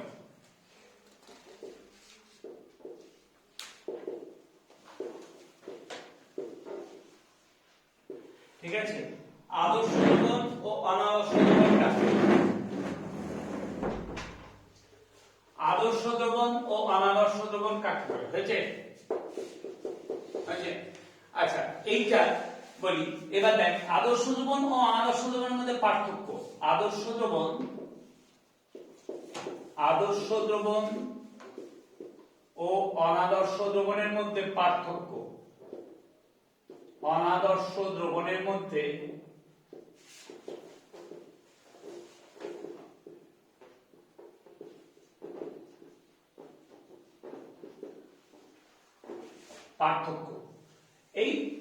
এই পার্থক্যটা কাকে এটা করলেই হয়ে যাবে, ঠিক আছে? কি বললাম বুঝতে পেরেছিস তো? তাহলে আচ্ছা, কাকে বলে উদাহরণ দাও, উদাহরণ দাও। আচ্ছা, আদর্শ দমন অনাদর্শ দমনের মধ্যে পার্থক্য। আচ্ছা, এই পার্থক্যটা কর, এখান থেকেই তোর এটা হয়ে যাবে। চলে আয়, পার্থক্যটা আছে পেজ 68, পেজ 68, পেজ 68। ভিডিও বন্ধ করে দেবো, তখন বুঝবে, তখন তার চলে গেলে কিছু হবে না। পেজ 68। আচ্ছা, আদর্শ দমন ও অনাদর্শ দমনের মধ্যে ভিডিওটা বন্ধ করার জন্য আমার দরকার, খুব জরুরি। ওই পরীক্ষা নেব, তারপর বন্ধ করব। পেজ 68। আচ্ছা, এরপর হচ্ছে তোর পরীক্ষাটা তুই কত তারিখে নেব বলেছি? 8 আর 9, 8 আর 9 তারিখ পর্যন্ত ভিডিও আপলোড করবো। আর জয়েন্টের এই আগের দিনে যে জয়েন্টের যে ইয়েটা পড়েছি, ওটা আমি ইচ্ছে ওরাই মানে ওরা নয়, আমি ইচ্ছে করে আপলোড করলাম। আমি দেখলাম এটা এই ইচ্ছে করে আসছে না, মানে বেকার। তো প্রথমে তো 3 জন এসেছিল, তারপর আবার এসেছে 5 জন জুড়লো, দিয়ে 8 জন হলো। কি বললাম বুঝতে পেরেছিস তো? দিয়ে আমি ইচ্ছে করেই আপলোড করিনি, ঠিক আছে? দেখবি আগের দিনের পড়াটা নিয়ে নিবি, কিন্তু ইম্পর্টেন্ট কোশ্চেন হয়েছে, কিন্তু ওদের কাছ থেকে পড়াটা নিয়ে নিবি। দিতে চাইবে না ওরা প্রথমে, ঠিক আছে? দিয়ে বলবি যে স্যার দিতে বলেছে, ঠিক আছে? চকলেট খাওয়াবো বলবি, ঠিক আছে? বলবি স্যার দিতে বলেছে, ঠিক আছে? পড়াটা নিয়ে নিবি, ইম্পর্টেন্ট জিনিসই পড়িয়েছি, ঠিক আছে? পড়াটা নিয়ে নিবি।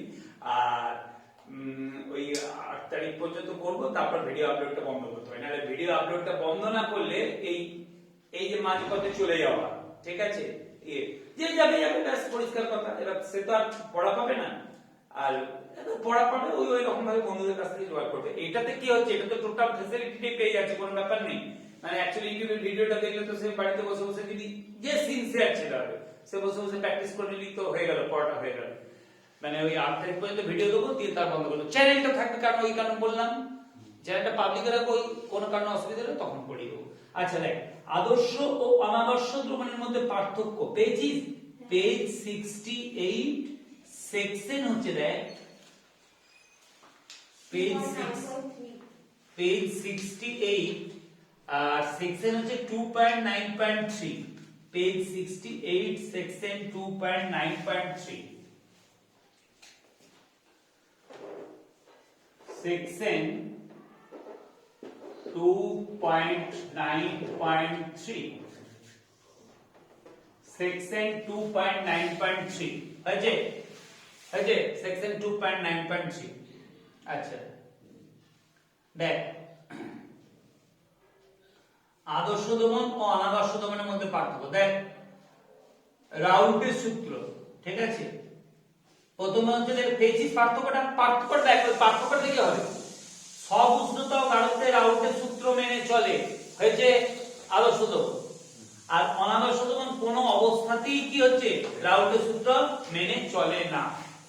তার মানে বুঝতে পেরেছিস? যে দ্রবণ, তাহলে এরকম ভাবে লিখতে পারবি সংজ্ঞাটা, যে দ্রবণ সব উষ্ণতা ও গাঢ়ত্বে রাউল্টের সূত্র মেনে চলে তাকে আদর্শ দ্রবণ বলে, আর যে দ্রবণ কোন অবস্থাতেই রাউল্টের সূত্র মেনে চলে না তাকে অনাদর্শ দ্রবণ বলে। অণুগুলির পারস্পরিক আকর্ষণ বল। একই অণুগুলির পারস্পরিক আকর্ষণ বল এবং ভিন্ন অণুগুলির পারস্পরিক আকর্ষণ বল সমান। কি বললাম? একই অণুগুলির পারস্পরিক আকর্ষণ বল এবং ভিন্ন অণুগুলির পারস্পরিক আকর্ষণ বল সমান। কি বললাম? একই অণুগুলির পারস্পরিক আকর্ষণ বল এবং ভিন্ন অণুগুলির পারস্পরিক আকর্ষণ বল সমান, ঠিক আছে? একই অণুগুলির পারস্পরিক আকর্ষণ বল এবং ভিন্ন অণুগুলির পারস্পরিক আকর্ষণ বল সমান, ঠিক আছে? তাহলে একই অণুগুলোর পারস্পরিক আকর্ষণ বল এবং ভিন্ন অণুগুলোর পারস্পরিক আকর্ষণ বল সমান। এটার মানে কি বলতে চাইছি বলতো? দেখ, দ্রবণে তো একাধিক উপাদান থাকে। এবার দ্রাবক, সলভেন্ট, সলিউট, ঠিক আছে? বলছে ধর এ বি দুটো উপাদান আছে, একটাকে সলভেন্ট, একটাকে সলিউট, ওকে? তাহলে এ আকর্ষণ বল আদর্শ দ্রবণের ক্ষেত্রে ভালো করে বুঝবি, এ আকর্ষণ বল বা বিবি আকর্ষণ বল, সেইটা সমান কি? এ বি আকর্ষণ বল। এ আকর্ষণ বল বা বিবি আকর্ষণ বল মানে অণুগুলোর মধ্যে এ আর বি ধর দুটো, একটা সলিড একটা সলিড, এ আকর্ষণ বল বা বিবি আকর্ষণ বল সেটা সমান কি এ বি আকর্ষণ বল, ঠিক আছে, এ বি আকর্ষণ বল হলো। আচ্ছা আচ্ছা, আর এখানে একই অণুগুলির পারস্পরিক আকর্ষণ বল এবং ভিন্ন অণুগুলির পারস্পরিক আকর্ষণ বল কি আলাদা হয়। তার মানে কি এ আকর্ষণ বল আর বিবি বা বিবি আকর্ষণ বল এতে কি এবি আকর্ষণ বলটা কি ডিফারেন্ট হয়েছে, এবি আকর্ষণ বলটা কি ডিফারেন্ট হলো, বোঝা গেল। আচ্ছা, ডেল্টা ভি মিক্সিং সমান 0, এইটা মানে কি বলতো, ডেল্টা ভি মিক্সিং 0 মানে ধর 10 ml এ, ভালো করে শুনবি, 10 ml এ আর 15 ml বি, 15 ml বি দিচ্ছি, তাহলে কত হয়ে গেল 10 ml এ 15 ml বি, তার মানে কত হয়ে গেল 25 ml, 10 ml এ 15 ml বি, ঠিক আছে, তার মানে কি হয়ে গেল 25 ml সলিউশন, ঠিক আছে, 10 ml এ 15 ml 25 ml সলিউশন, 10 ml এ 15 ml বি 25 ml সলিউশন, ঠিক আছে, 25 ml সলিউশন, বুঝে গেল। এইবার খেয়াল করে দেখ 10 ml এ 15 ml বি, এটা হচ্ছে 25 ml সলিউশন, এইটার মানে কি 10 ml এর সঙ্গে 15 ml বি যোগ করেছিলাম 25 ml, তার মানে এইটা মানে কি ডেল্টা ভি মিক্সিং 0, এইটা হচ্ছে কি ডেল্টা ভি মিক্সিং, এইটা লিখবি তাহলে বুঝতে পারবি কখন ডেল্টা ভি মিক্সিং 0। আর যদি যোগ করে যদি দেখা যায় 25 ml হচ্ছে না, 25 থেকে কম বা বেশি হচ্ছে, তার মানে তখন delta V mixing is not equal to 0, তার মানে ল্যাঙ্গুয়েজটা কি তাতে প্রচন্ড স্পিড আছে, তার মানে ওইটা তো হলো। এবার ল্যাঙ্গুয়েজটা তার মানে কি, মানে উপাদানগুলো মানে দ্রবণে উপাদানগুলোর পৃথক পৃথক ভাবে দ্রবণে, ঠিক আছে, দ্রবণে উপাদানগুলোর মানে পৃথক পৃথক ভাবে আয়তন, ঠিক আছে, দ্রবণে যুক্ত উপাদানগুলোর পৃথক পৃথক আয়তন কি যোগফল, দ্রবণে যুক্ত উপাদানগুলির পৃথক পৃথক ভাবে আয়তনের যোগফল দ্রবণের মোট আয়তনের সমান হলে বলা হয় ডেল্টা ভি মিক্সিং সমান 0। লিখে রাখ ল্যাঙ্গুয়েজটা কি বললাম, বুঝতে পেরেছিস? না, যদি দ্রবণে উপাদানগুলো, হ্যাঁ, দ্রবণে উপাদানগুলো, ঠিক আছে, পৃথক পৃথক ভাবে আয়তনে, তাই তো, মানে দ্রবণে যে উপাদান, এটা 10 ml এর সঙ্গে 15 ml বি যোগ করছি তো, দ্রবণে যুক্ত উপাদানগুলোর পৃথক পৃথক ভাবে আয়তনের যোগফল, যোগফলটা যদি দ্রবণের আয়তনের সমান হয় তাহলে ডেল্টা ভি মিক্সিং সমান 0। এবার বুঝতে পারলি? হ্যাঁ স্যার, মানে এখানে অ্যাসোসিয়েশন বা ডিসোসিয়েশন কিছু হয় না? না কি বুঝতে পেরেছিস? হ্যাঁ, তাহলে কি কখন ডেল্টা ভি মিক্সিং 0 কথাটা আমি বুঝতে পারলাম, এটা তো একটা ম্যাথমেটিক্যাল দিয়ে আমি বুঝিয়ে দিলাম, ঠিক আছে। তাহলে দ্রবণে যুক্ত উপাদানগুলি, দ্রবণে যুক্ত উপাদানগুলি পৃথক পৃথক ভাবে আয়তন, দ্রবণে তাদের দ্রবণে যুক্ত উপাদানগুলি পৃথক পৃথক ভাবে উপাদানগুলি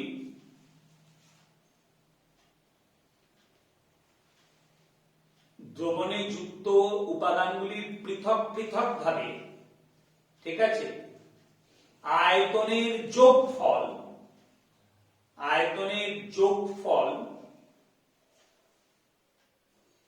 সমান চিহ্ন, সমান চিহ্ন, সমান চিহ্ন দিয়ে দ্রবণের মোট আয়তন,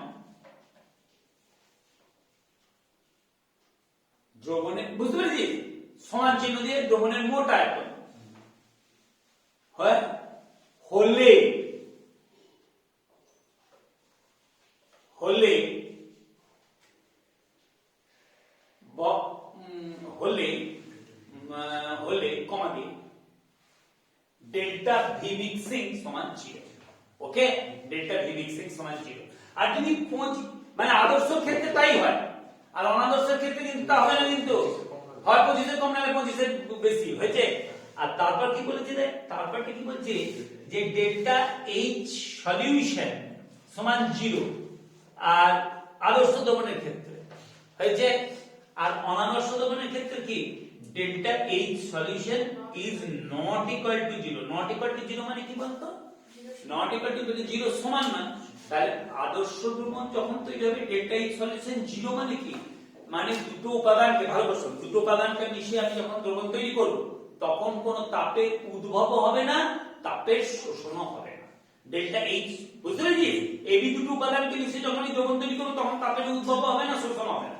ডেল্টা এইচ সলিউশন সমান কি 0 হয়েছে। আর তারপরটা কি হচ্ছে, delta H solution is not equal to 0। তার মানে তখন কি ব্যাপারটা হচ্ছে, delta H solution is not equal to 0, তার মানে বল, তার মানে কি যদি গ্রেটার দ্যান 0 হয় তার মানে কি তাপের উদ্ভব হবে না, শোষণ হবে। গ্রেটার দ্যান 0 মানে তো পজিটিভ, ডেল্টা এইচ পজিটিভ মানে কি থার্মোডাইনামিক্সের ভাষায় বলে ডেল্টা এইচ পজিটিভ মানে এন্ডোথার্মিক, মনে পড়ছে, তাপ শোষক, হ্যাঁ। আর ডেল্টা এইচ লেস দ্যান 0 মানে ডেল্টা এইচ নেগেটিভ, তার মানে কি তাপ উৎপাদক। তার মানে অনাদর্শ দ্রবণের ক্ষেত্রে দুটো উপাদানকে মিশিয়ে যখন দ্রবণ তৈরি করছি তখন হয় তাপ উৎপন্ন হবে নাহলে তাপ শোষণ হবে। কি বললাম বুঝতে পেরেছিস? ব্যাস, তাহলে আদর্শ দ্রবণের ক্ষেত্রে পয়েন্টগুলো লিখে দিবি, সেটাই হচ্ছে আদর্শ দ্রবণের সংজ্ঞা। অনাদর্শ দ্রবণের ক্ষেত্রে পয়েন্টগুলো লিখে দিবি অনাদর্শ দ্রবণের সংজ্ঞা, ঠিক আছে। অনাদর্শ দ্রবণের পজিটিভ ডিভিয়েশন এবং নেগেটিভ ডিভিয়েশন বলতে কি বলি, অনাদর্শ দ্রবণের উদাহরণ বলছি, অনাদর্শ দ্রবণের পজিটিভ ডিভিয়েশন এবং নেগেটিভ ডিভিয়েশন বলতে কি বোঝো? অনাদর্শ দ্রবণের পজিটিভ ডিভিয়েশন এবং নেগেটিভ ডিভিয়েশন বলতে কি বোঝো? অনাদর্শ দ্রবণে পজিটিভ ডিভিয়েশন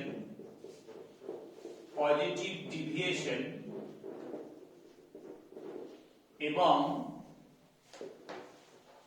নেগেটিভ ডিভিয়েশন বলতে কি বোঝো? এবং নেগেটিভ ডিভিয়েশন বলতে কি বোঝো? মানে ধনাত্মক বিচ্যুতি আর ঋণাত্মক বিচ্যুতি বলতে কি বোঝো?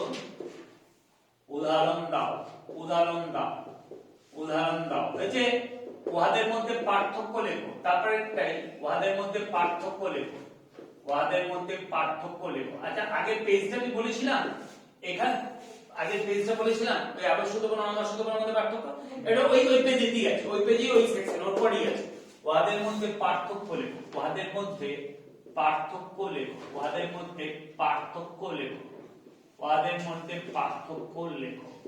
দেখ এই যে পার্থক্যটা করলি তাহলে পজিটিভ ডিভিয়েশন নেগেটিভ ডিভিয়েশনের সংজ্ঞাটাও হয়ে যাবে। দেখ ওটা অনাদর্শ দ্রবণের ক্ষেত্রেই হয়েছে। দেখ কি বলছে, দেখ ধনাত্মক বিচ্যুতি প্রদর্শনকারী অনাদর্শ দ্রবণ, পেয়েছিস পার্থক্যটা?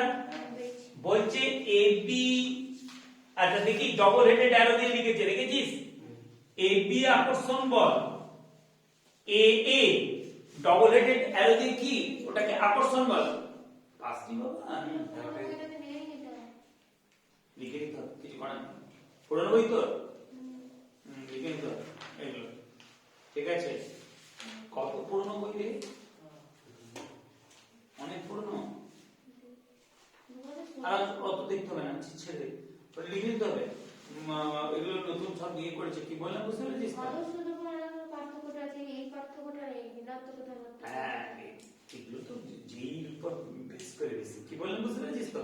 কিন্তু এখন এইচএস দিয়ে দিচ্ছে, কারণ এইচএস এর কোশ্চেনটা মানে কিছু কোশ্চেন মানে যে মানে কি বলবো যে এই থেকেও টিপিক্যাল কোশ্চেন দিয়ে দেয় কিছু কোশ্চেন, ঠিক আছে। মানে ফিজিক্সও তো দিচ্ছেই, কেমিস্ট্রিও কিছু কোশ্চেন টিপিক্যাল দিয়ে দিচ্ছে। কেমিস্ট্রিটা স্ট্যান্ডার্ড কোশ্চেন করে, ঠিক আছে, কিন্তু ফিজিক্যাল তো মানে গত বছরটা সোজা পড়েছিল, মানে এই বছরটা সোজা পড়েছিল, ঠিক না? সরি এই বছরটা না, এই বছর তো পরীক্ষা হলো, তার আগে বছরটা সোজা পড়েছিল। বাঁশ দিয়েছিল 2017 আর 18, এই দুটো বাঁশ, এই দুটো ইয়ার একদম বাঁশ দিয়েছিল 2017 আর 2018। আচ্ছা আচ্ছা কথা না, এবি আকর্ষণ বল কিছু না, ওই দুটো পয়েন্ট লিখে নিবি। হ্যাঁ এবি তুই একসাথে লিখতাম না, তাই তো হয়ে যাবে একবারে, তোর ইয়েটা হয়ে যাবে একবারে লিখতাম চট করে ইয়েটাকে নিয়ে দেখ বোঝাচ্ছে, তুই লিখে যা তাহলেই বুঝতে পারবি। এই ডবল হেডেড অ্যারো দিয়ে লিখবি, হ্যাঁ শোন বেশি লিখতে হবে না, ওই ধনাত্মক বিচ্যুতি অনাদর্শ, ওই হ্যাঁ লিখে নে ধনাত্মক বিচ্যুতি প্রদর্শনকারী অনাদর্শ ধ্রুবক আর ঋণাত্মক বিচ্যুতি প্রদর্শনকারী অনাদর্শ ধ্রুবক। এইটা দেখ ধনাত্মক বিচ্যুতি বেকার থেকে এই পজিটিভ ডিভিয়েশন প্রদর্শনকারী অনাদর্শ ধ্রুবক আর নেগেটিভ ডিভিয়েশন প্রদর্শনকারী অনাদর্শ ধ্রুবক বলবো। আচ্ছা কি বলছে দেখ 1 নম্বর পয়েন্টটা কি বলছে সন্ধ্যায়, এবি আকর্ষণ বল, একটু শোন, না শুনলে আবার বুঝতে পারবি না, শুনে নে, শুনলে কিন্তু খুব ইন্টারেস্টিং, তাহলে লিখতে তো তেমন না, তুই লিখবি তো বুঝতে পারবি না। এবি আকর্ষণ বল এ বা বিবি আকর্ষণ বলের তুলনায় দুর্বল, মানে কি বলছে ভিন্ন অণুগুলোর মধ্যে আকর্ষণ বল, সেটা কি এ বা বিবি আকর্ষণ বলের তুলনায় দুর্বল, সেটা কি বলছে ধনাত্মক বিচ্যুতি হয়েছে। এইবার এখান থেকে একটা কথা বলি এইখান থেকে একটা কথা বলে দিই, যদি আকর্ষণ বলগুলো সমান হতো, এটা তরলের মধ্যে ব্যাপারটা হচ্ছে, কিন্তু তরলের মধ্যে হয়েছে। আচ্ছা এইবার যদি ওই যে এবি আকর্ষণ বল এ বা বিবি আকর্ষণ বলের তুলনায় কি দুর্বল হয়েছে, আর একটা বলছে, তার মানে বোঝার চেষ্টা করত যে এখানে যে যে দ্রাবক আর দ্রাবের মধ্যে আকর্ষণ বলটা, দ্রাবক দ্রাবক আকর্ষণ বল আর দ্রাব দ্রাব আকর্ষণ বলের তুলনায় কি হবে দুর্বল হবে। তার মানে দ্রাবক আর দ্রাবের মধ্যে আকর্ষণ বলটা, দ্রাবক দ্রাবক আকর্ষণ বল আর দ্রাব দ্রাব আকর্ষণ বলের তুলনায় দুর্বল হবে। তো তার মানে কি বেশি পরিমাণ কি হবে বাষ্পীভূত হবে, তো বেশি দ্রাবক আর দ্রাবের মধ্যে আকর্ষণ বলটা তো দুর্বল,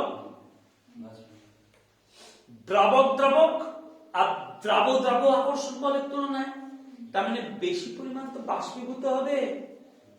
তার মানে এইখানে যেটা ওই যে তারপরে ওই পয়েন্টের তুলনায় ওইটার ইয়েতে 3 নম্বর পয়েন্টটা চলে যায়, 3 নম্বর পয়েন্টটা চলে যায়, PA greater than XA PA 0 আর PB greater than XB PB 0। খেয়াল করবি PA যদি আদর্শ দ্রবণ হতো, খেয়াল কর ওটা রাউন্ডের সূত্রটা বলা হয়নি, যদি আদর্শ দ্রবণ হতো ঠিক আছে, তাহলে আদর্শ দ্রবণ হলে কি হতো PA সমান, ওটা একটা আছে রাউন্ডের সূত্র বলবো, P আদর্শ দ্রবণ হলে কি হতো PA সমান XA into PA0, PA সমান XA into PA0, মানে what is PA R PA0, PA0 টা হচ্ছে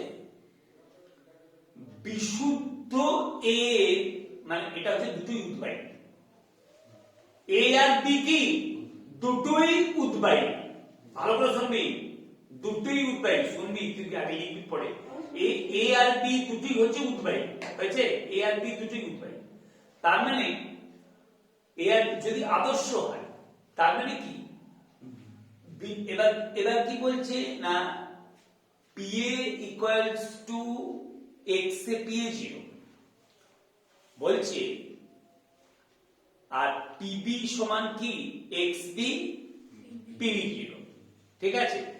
এইটা কিন্তু এইটা দুটোই উদ্বায়ী বলছে না, এইটা যে সূত্রটা বলছে এই সূত্রটা আগে একটু বলে দেওয়া দরকার, না হলে এই জায়গাটা বুঝতে পারবি না। তো এই যে ব্যাপারটা এটা অবশ্য দুটোই উদ্বায়ী নয়, তাহলে এইটা এই সূত্রতে ওটা লিখে থাকে, চট করে এইটা এই সূত্রটা একটু বলে দেওয়া দরকার আছে, যেটা হচ্ছে একটা সূত্র আমি ইয়ে করলাম যে, আচ্ছা পেজ 65 চলে, অনুদ্বায়ী দ্রাবের দ্রবণের ক্ষেত্রে বাষ্পচাপ সংক্রান্ত রাউল্টের সূত্র।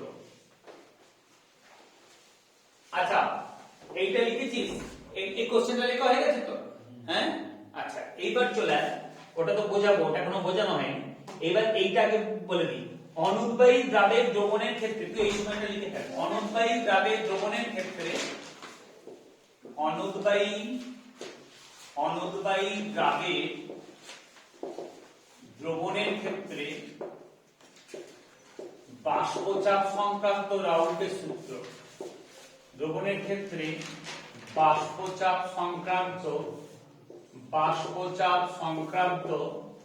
রাউল্টের সূত্র বাষ্পচাপ সংক্রান্ত রাউল্টের সূত্র অনুদ্বায়ী দ্রাবের দ্রবণের ক্ষেত্রে বাষ্পচাপ সংক্রান্ত রাউল্টের সূত্র দেখ খেয়াল কর দ্রাবকটা অনুদ্বায়ী আমি আগে কি বলেছিলাম বাষ্পচাপের দ্রবণের বাষ্পচাপের আপেক্ষিক অবনমন সংক্রান্ত রাউল্টের সূত্র এইটা কি বলছে দ্রাবকটা অনুদ্বায়ী দ্রবণের ক্ষেত্রে বাষ্পচাপ সংক্রান্ত রাউল্টের সূত্র কি বলেছে দেখ সূত্রটা দেখ এইবার তো সূত্রটা দেখ দিচ্ছিস এবার ওইটা লেখাটা তার সঙ্গে এই কনস্ট্রাকশন করে যা ঠিক আছে ওটা লেখা আছে আচ্ছা সূত্রটা দেখ স্থির উষ্ণতায় কোন অনুদ্বায়ী দ্রাবে দ্রবণের বাষ্পচাপ ওই উষ্ণতায় বিশুদ্ধ দ্রাবকের বাষ্পচাপ এবং দ্রবণের দ্রাবকের মোল ভগ্নাংশের গুণফলের সমান দেখ পিএ আমি যেটা ইয়েটা করছি এটা বাষ্প রাউল্টের সূত্র বিবৃতি ও ব্যাখ্যা হয়েছে তো কি বলছেন আমি বলে দিচ্ছি দেখ P1 1 সাফিক্স দিয়ে করছি P1 equals to P10 into x1 এটা খুব ইম্পর্টেন্ট অনুদ্বায়ী দ্রবণের ক্ষেত্রে বাষ্পচাপ সংক্রান্ত রাউল্টের সূত্র কি P1 equals to P10 into x1 কি P10 টা কি P10 টা হচ্ছে বিশুদ্ধ দ্রাবকের বাষ্পচাপ ক্লিয়ার করে রাখবি বিশুদ্ধ দ্রাবকের বাষ্পচাপ আর x1 টা কি বলতে হবে x1 টা কি কার্বন ভগ্নাংশ দ্রাবক 1 তো সাফিক্স ফর দ্রাবক না আবার কত বলবো তুই কি বলতে কি কতবার বলবো 1 তো সাফিক্স ফর দ্রাবক 2 সাফিক্স ফর দ্রাবক ঠিক আছে এইটা হচ্ছে বিশুদ্ধ দ্রাবকের বাষ্পচাপ হ্যাঁ বিশুদ্ধ এটা হচ্ছে কি কার্বন ভগ্নাংশ দ্রবণের দ্রাবকের মোল ভগ্নাংশ এটা বলার অপেক্ষা রাখে না দ্রবণের দ্রাবকের মোল ভগ্নাংশ হয়েছে দ্রবণের দ্রাবকের মোল ভগ্নাংশ আর এইটা কি দ্রবণের বাষ্পচাপ তাহলে তুই বলবি যে স্যার 1 স্যার আচ্ছা বিশুদ্ধ দ্রাবক বলে 0 সুপারস্ক্রিপ্টটা দিলাম 0 সুপারস্ক্রিপ্টটা তুই বলবি স্যার এটা দ্রবণের বাষ্পচাপ তো 1 দিলেন কেন আরে দ্রাবকটা তো অনুদ্বায়ী তার মানে এখানে দ্রবণের বাষ্পচাপ কি এটা দ্রবণের বাষ্পচাপ মানে কি এটা দ্রবণের বাষ্পচাপ তার মানে দ্রবণের বাষ্পচাপ তার মানে এটা কি একদম ক্লিয়ার করে দিলাম এটা হচ্ছে দ্রবণ মধ্যস্থ দ্রাবকের বাষ্পচাপ দ্রবণ মধ্যস্থ বল দ্রবণ মধ্যস্থ দ্রাবকের বাষ্পচাপ হলো রে দ্রবণ মধ্যস্থ দ্রাবকের বাষ্পচাপ তাই তো দ্রাবকটা তো অনুদ্বায়ী এইটাই উত্তর হলো আর ঠিক সেটাই দেখ ব্যাখ্যাটাতে সেটাই লেখা আছে ব্যাখ্যাটাতে একদম সেটাই লেখা আছে ব্যাখ্যাটাতে কি করেছে ওই 1 সাফিক্স গুলো ইউজ করেনি x1 টা দিয়েছে কিন্তু এই 1 সাফিক্স গুলো ইউজ করেনি কিন্তু আমি বলেছি আমি দ্রাবকের ক্ষেত্রে 1 সাফিক্স ইউজ করব আর দ্রাবক ক্ষেত্রে 2 সাফিক্স ইউজ করব কেন এখানে P1 কেন দিলাম বুঝতে পেরেছিস দ্রবণের বাষ্পচাপ কিন্তু এটা কি দ্রবণ মধ্যস্থ দ্রাবকের বাষ্পচাপ কারণ দ্রাবক হচ্ছে অনুদ্বায়ী আচ্ছা এইটাই জয়েন্টে পড়ে যে P1 ভার্সেস x1 তাহলে কি হবে এই যে নিচেরটা দেখ ওই যে দেখ গ্রাফটা দেখেছিস গ্রাফটা দেখ দিয়েছে মানে গ্রাফটা লেখো চিত্রটা গ্রাফটা দেখ দিয়েছিস ওই দ্রাবকের মোল ভগ্নাংশ হচ্ছে আর বাষ্পচাপ কোন দিকে ওটা কার বাষ্পচাপ দ্রবণের বাষ্পচাপ এই যে P1 ভার্সেস x1 আরে y mx স্ট্রেট লাইন মূল বিন্দুগামী সরলরেখা c তো নেই তাহলে বুঝতে পেরেছিস P1 y অ্যাক্সিস বরাবর প্লট করেছি দ্রবণের বাষ্পচাপ, আর x1 দ্রবণ মধ্যস্থ দ্রাবকের মোল ভগ্নাংশ। তাহলে y mx স্ট্রেট লাইন, মূল বিন্দু নামে সরলরেখা। পেয়েছে? রেজাল্টটা পড়ে হলো। এইবার দেখ, যদি তাহলে এইবার একটা কোশ্চেন বলি, যদি তোদিকে বলে যে বাষ্পচাপ সংক্রান্ত রাউল্টের সূত্র বিবৃত করো, কোনটা লিখবি? যদি বাষ্পচাপের আপেক্ষিক অবনমন সংক্রান্ত রাউল্টের সূত্র বলে দেয়, ঝামেলা মিটে গেল, কোনটা লিখবি? ওইটা। আর যদি বলে যে বাষ্পচাপ সংক্রান্ত রাউল্টের সূত্র বিবৃত করো, কোনটা লিখবি? তখন দুটো স্টেটমেন্টই দিয়ে দিবি, এই স্টেটমেন্টটা দিয়ে দিবি, ওই স্টেটমেন্ট বিবৃতিত এটা দিয়ে দিবি, স্টেটমেন্টটা ওই স্টেটমেন্ট। কারণ বাষ্পচাপ সংক্রান্ত রাউল্টের সূত্র বলতে এটাও বোঝায়, ওটাও বোঝায়, আর একটাও বোঝায়, কিন্তু সেটা আমি দিতে বারণ করছি। এবার বলছি পরের সূত্রটা যেটা বলছে, দেখ দুটোই যদি উদ্বায়ী হয়, দেখ দেখেছিস পরেরটা, দেখ দিবি উদ্বায়ী দ্রাবক ও দ্রাবকের দ্রবণের বাষ্পচাপ সংক্রান্ত রাউল্টের সূত্র, দুটোই যদি উদ্বায়ী হয়, এটা অঙ্কটা পড়ে, দুটোই যদি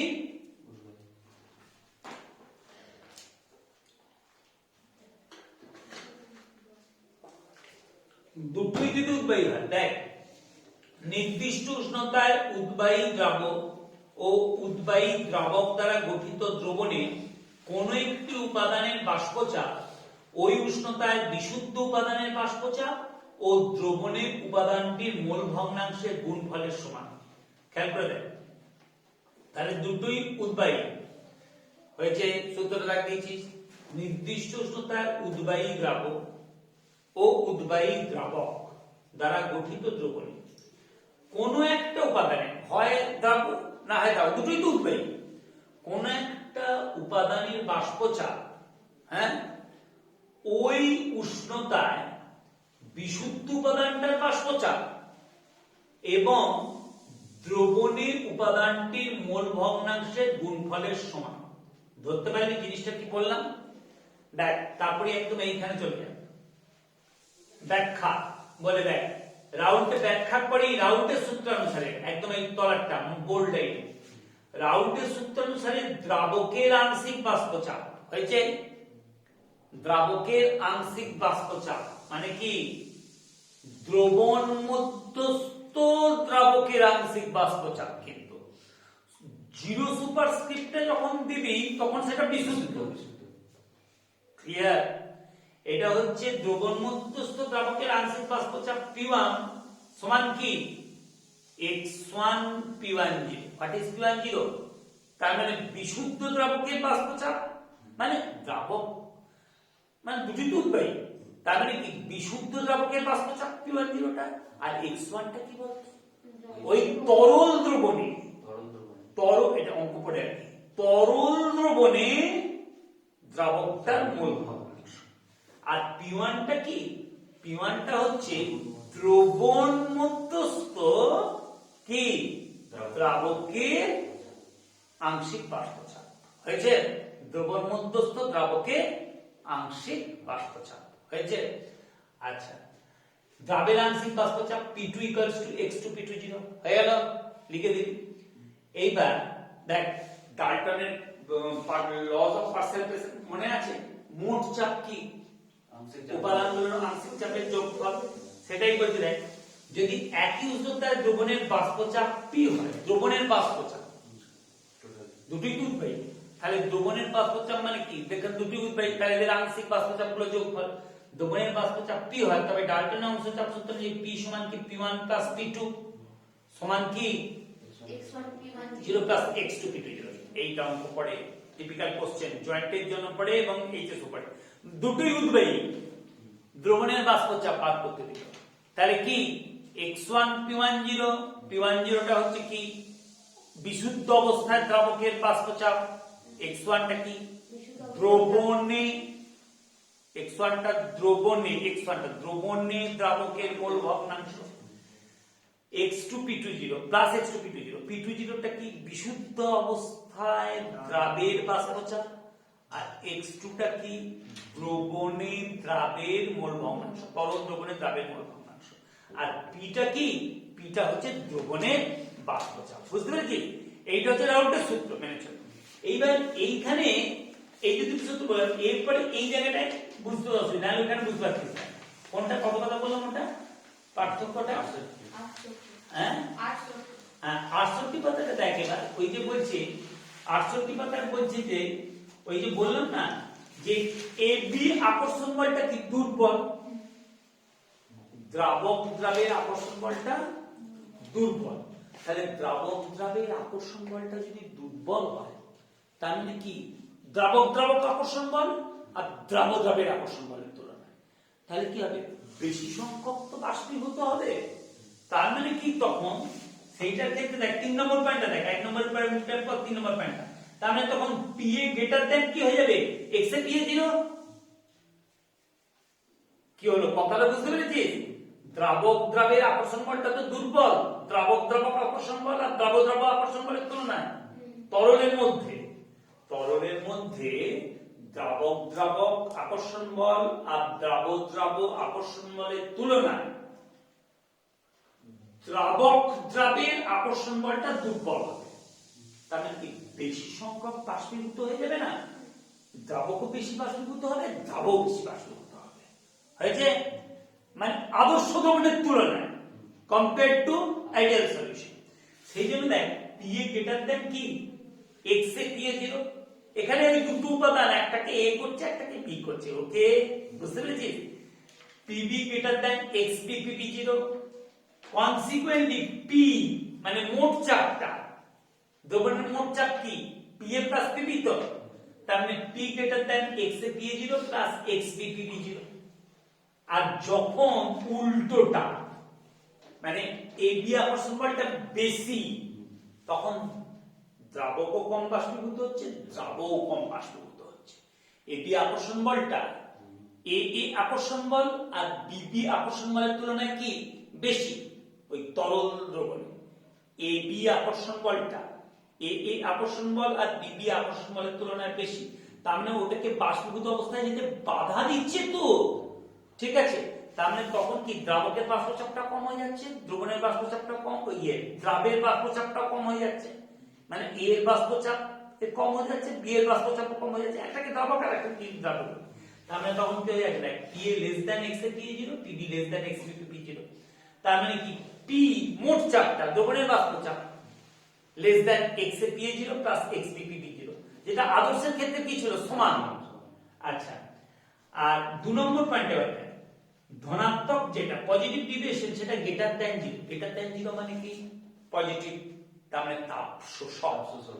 আর ঋণাত্মক বিচ্যুতি কি লেস দ্যান 0 মানে তাপ উৎপাদন। তারপর এইটা এই পয়েন্টটা শুধু মুখস্থ করে নেবে। সর্বনিম্ন স্ফুটনাঙ্কের এখনটা বোঝা দরকার নেই, সর্বনিম্ন স্ফুটনাঙ্কের অ্যাজিওট্রপিক মিশ্রণ উৎপন্ন করে আর সর্বোচ্চ স্ফুটনাঙ্কের অ্যাজিওট্রপিক মিশ্রণ উৎপন্ন করে, ঠিক আছে? তাহলে এবার উদাহরণগুলো দেখ, যে এই যে বললাম না যে আদর্শ দ্রবণের উদাহরণটা দেখ, আদর্শ দ্রবণের উদাহরণটা দেখ ওইখানে পাবি।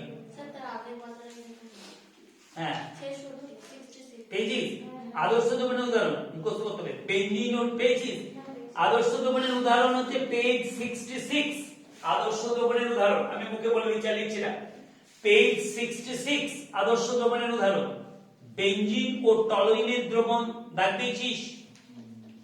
আদর্শ দ্রবণের উদাহরণ পেজ 66 ও সেকশন 2.9, ঠিক আছে? সেকশন 2.9, ঠিক আছে? আচ্ছা ওইগুলো বললাম ইয়েতে, মানে ওগুলো পেজ নাম্বার গুলো বলিনি বোধহয় না? ওই রাউটের সূত্রে দিয়ে গেল পেজ নাম্বার গুলো পড়ে দেখা না, ওই যে দুটো পেজ নাম্বার দুটো সূত্রেরই স্যার বলে দিলেন মুখে বলে দিচ্ছি তো। আচ্ছা ঠিক আছে, তাহলে আদর্শ দ্রবণের উদাহরণ হচ্ছে পেজ 66। আর যারা ভিডিও দেখবে তারা মুখে তো বলে দিচ্ছি, ভিডিওটা পুরো দেখতে হবে তো। পেজ 66। আচ্ছা, বেনজিন ও টলুইনের দ্রবণ, ইথাইল ব্রোমাইড ও ইথাইল আয়োডাইডের দ্রবণ, এন হেক্সেন ও এন পেন্টেনের দ্রবণ, পেজ 66 হয়েছে। আর এটা হচ্ছে সেকশন 2.9.1 হয়েছে। অনাদর্শ দ্রবণের উদাহরণ দেয়। আচ্ছা অনাদর্শ দ্রবণের উদাহরণ পড়ার আগে দেখ ওই যে ধনাত্মক বিচ্যুতি প্রদর্শনকারী তরল জোড় আর ঋণাত্মক বিচ্যুতি প্রদর্শনকারী তরল জোড়ের উদাহরণ বললেই তো অনাদর্শ দ্রবণের উদাহরণ হয়ে যাচ্ছে। কারণ অনাদর্শ দ্রবণগুলি তো ধনাত্মক বিচ্যুতি প্রদর্শন করে আর ঋণাত্মক বিচ্যুতি প্রদর্শন করে। তাহলে ধনাত্মক বিচ্যুতি প্রদর্শনকারী তরলগুলো দেখ, ইথানল অ্যাসিটোন, দেখ কি দেখলো, ইথানল অ্যাসিটোন পেজ 67, ধনাত্মক বিচ্যুতি পজিটিভ ডিভিশন প্রদর্শনকারী তরলগুলো 67 2.9.3, ইথানল অ্যাসিটোন, মিথানল জল, methanol chloroform, acetone benzene, chloroform benzene, chloroform toluene. অন্তত আদর্শ দ্রবণটা সব মনে রাখবি। আর ধনাত্মক বিচ্যুতি প্রদর্শনকারী তরলগুলো এই যে বক্সের মধ্যে যে দুটো রয়েছে এই দুটো অন্তত মনে রাখবি। কি কি? একটা হচ্ছে ইথানল ও অ্যাসিটোন মিশ্রণ হয়েছে, আর একটা কি রয়েছে, অ্যাসিটোন ও কার্বন ডাই সালফাইডের মিশ্রণ। আচ্ছা, এইবার ওই যে ইথানল, এটা কোশ্চেন আবার পড়ে, ইথানল ও অ্যাসিটোনের মিশ্রণ, আমি মুখে বলে দিচ্ছি আর লিখছি না, তোর বইয়ে দাঁড়িয়ে ইথানল ও অ্যাসিটোনের মিশ্রণ কেন ধনাত্মক বিচ্যুতি দেখায়? ইথানল অ্যাসিটোনের মিশ্রণ দেখ, বিশুদ্ধ ইথানলের অণুগুলো হাইড্রোজেন বন্ধনের মাধ্যমে পরস্পরের সঙ্গে আবদ্ধ থাকে, অবশ্যই তো। অ্যালকোহলের অণুগুলো হাইড্রোজেন বন্ধনের মাধ্যমে আবদ্ধ থাকে তো। অ্যাসিটোনে কি হাইড্রোজেন বন্ধন হয়? এই অ্যালকোহল তো হাইড্রোজেন বন্ধন হয়, অ্যাসিটোন কোনটা? এখানে কোথায় হাইড্রোজেন বন্ধন? এখানে তো হাইড্রোজেন বন্ধন নেই, এই সাথে সি এর সঙ্গে যুক্ত, অ্যাসিটোনে হাইড্রোজেন বন্ধন নেই।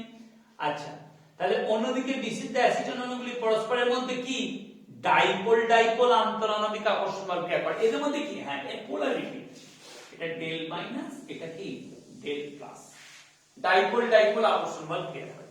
ঠিক আছে, ইথানলে অ্যাসিটোন যোগ করলে, ইথানলে যখন অ্যাসিটোন যোগ করব, মিশ্র প্রক্রিয়ায় অ্যাসিটোনের অণুগুলো কি হয়ে যাবে, ইথানলের ওই যে আন্তঃআণবিক ফাঁকগুলোর মধ্যে কি হয়ে যাবে, ঢুকে যাবে।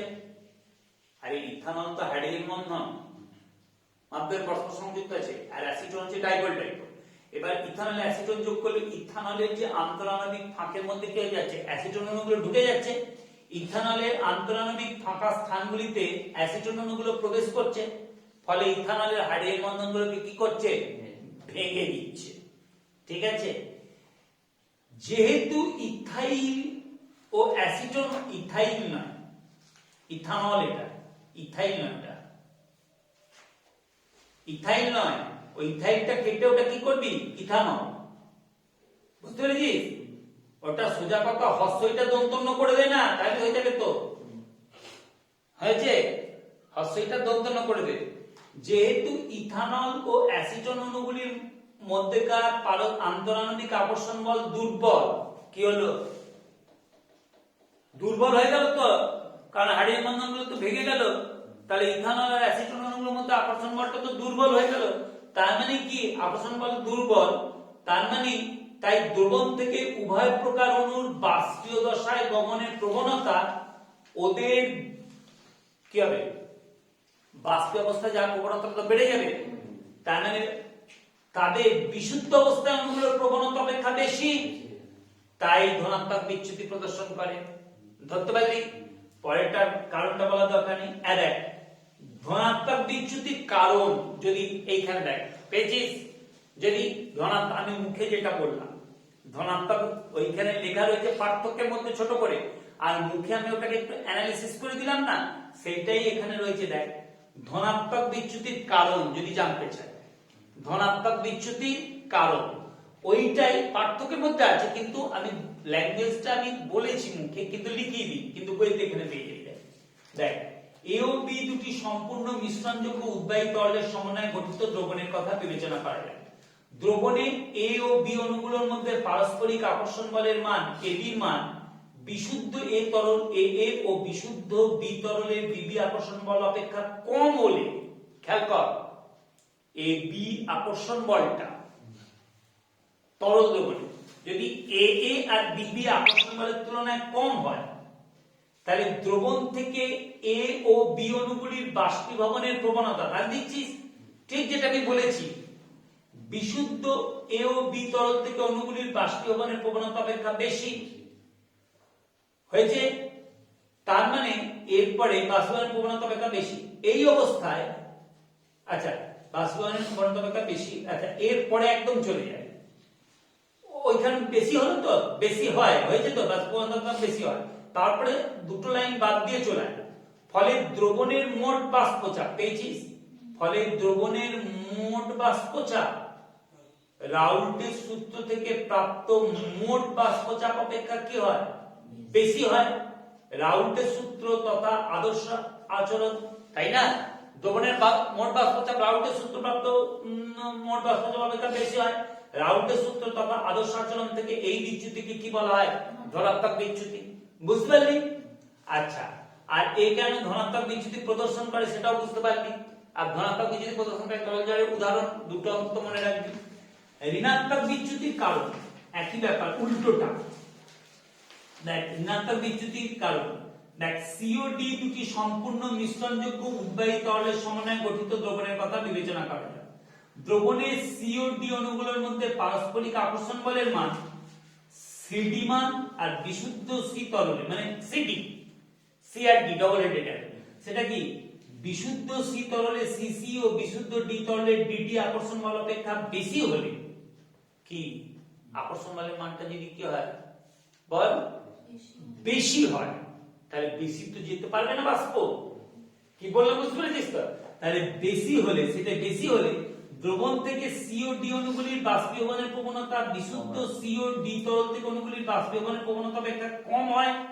ব্যাস, ওই কম হয় পর একদম চলে আসবি, কম হয় পর দুটো সেন্টেন্স বাদ দিয়ে একদম পেয়েছিস। ফলে ওই যে ফলে পেয়েছিস দুটো সেন্টেন্স বাদ দিয়ে, ফলে দ্রবণের মোট বাষ্পচাপ রাউল্টের সূত্র থেকে প্রাপ্ত মোট বাষ্পচাপ অপেক্ষা কি হয়, কম হয়। রাউল্টের সূত্র তথা আদর্শ আচরণ থেকে এই বিচ্যুতিকে কি বলে, ঋণাত্মক বিচ্যুতি। ঠিক আছে, মোট বাষ্পচাপটা রাউল্টের সূত্র থেকে বাষ্পচাপের থেকে কি হয়, কম হয়, ঋণাত্মক বিচ্যুতি। ঋণাত্মক বিচ্যুতি প্রদর্শনকারী তরল দেখ, acetone chloroform, methanol carbon dioxide, জল nitric oxide, pyridine acetic acid, ক্লোরোফর্মেনিন, chloroform diethyl ether, chloroform diethyl ether. এই দুটো অন্তত মনে রাখবি, যে দুটো কারণ নিচে দেখ আমি বলে দিচ্ছি।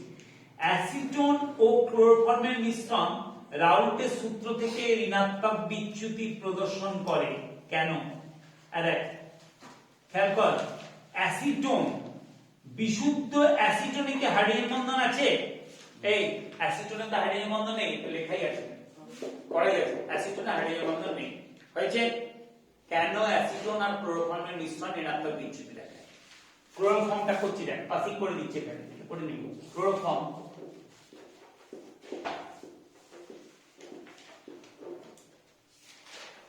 তিনটে সিএল এর কি এফেক্ট আছে বলতো? Minus I effect. ঠিক আছে, তিনটি সিএল এর, তিনটি সিসিএল এর, তিনটি সিএল, তিনটি বন্ড সিএল এর সম্মিলিত মাইনাস আই এফেক্টের ফলে, মাইনাস আই এফেক্টের ফলে, আই এফেক্টের ফলে টানছে তো সিএল, তো ইলেকট্রন আকর্ষক, সিগমা বন্ডকে টানছে, তাহলে সিএল ইটসেলফ ডেল মাইনাস হচ্ছে। সম্মিলিত মাইনাস আই এফেক্টের ফলে সিএইচ বন্ধনের পোলারিটি কি হয় বল, বেশি হয়। সিএইচ বন্ধনের পোলারিটি, সিএইচ বন্ধনের পোলারিটি, পোলারিটি বেশি হয়।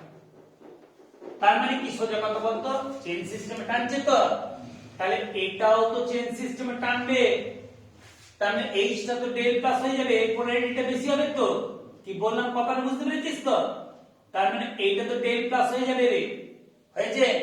পোলারিটি বেশি হয়, তার মানে কি হয়, হাইড্রোজেন বন্ধন। তার মানে অ্যাসিটোন, ভালো করে চিন্তা, অ্যাসিটোনের যে আকর্ষণ বল অণু, ক্লোরোফর্মের অণুর যে আকর্ষণ বল, আর অ্যাসিটোন আর ক্লোরোফর্মের অণুগুলোর মধ্যে আকর্ষণ বলটা কি তাতে কি হচ্ছে, বেশি হচ্ছে তো এই হাইড্রোজেন বন্ধনের জন্য। তার মানে কি হচ্ছে, ঋণাত্মক বিচ্যুতি। সেইটাই লেখা আছে দেখ, বলছে বিশুদ্ধ অ্যাসিটোন, কারণটা রাখবে, বিশুদ্ধ অ্যাসিটোনে বা বিশুদ্ধ ক্লোরোফর্মে অণুগুলি নিজেদের মধ্যে হাইড্রোজেন বন্ধন গঠন করতে পারে না, কিন্তু এই দুই তরলের মিশ্রণে ক্লোরোফর্ম ও অ্যাসিটোনের সঙ্গে হাইড্রোজেন বন্ধন গঠন করে। কারণগুলো বলে দিই, ওটা বলে দিলাম, কারণটা বইতে লেখা নেই কিন্তু আমি বলে দিলাম, ঠিক আছে, দেখিয়ে দিচ্ছি। বইতে শুধু হাইড্রোজেন বন্ধনটা দেখিয়ে দিচ্ছি। এর ফলে মিশ্রণে ক্লোরোফর্ম ও অ্যাসিটোন অণুগুলির পরস্পরের মধ্যেকার আকর্ষণ বল বিশুদ্ধ ক্লোরোফর্মে বা বিশুদ্ধ অ্যাসিটোনের আন্তঃআণবিক আকর্ষণ বল অপেক্ষা বেশি শক্তিশালী হয়। ক্লোরোফর্ম ও অ্যাসিটোনের মধ্যে আকর্ষণ বল, ঠিক আছে, ব্যাস। এর ফলে তারপরে দুটো সেন্টেন্স বাদ দিই, এর ফলে তারপরে দুটো সেন্টেন্স বাদ দিই, এর ফলে দ্রবণের মোট বাষ্পচাপ বা দ্রবণের মোট বাষ্পচাপ বা দ্রবণের উপরিস্থিত বাষ্পে অ্যাসিটোন ও ক্লোরোফর্মের আংশিক বাষ্পচাপ রাউটের সূত্রের থেকে গণনাকৃত মান অপেক্ষা কি হয়, কম হয়।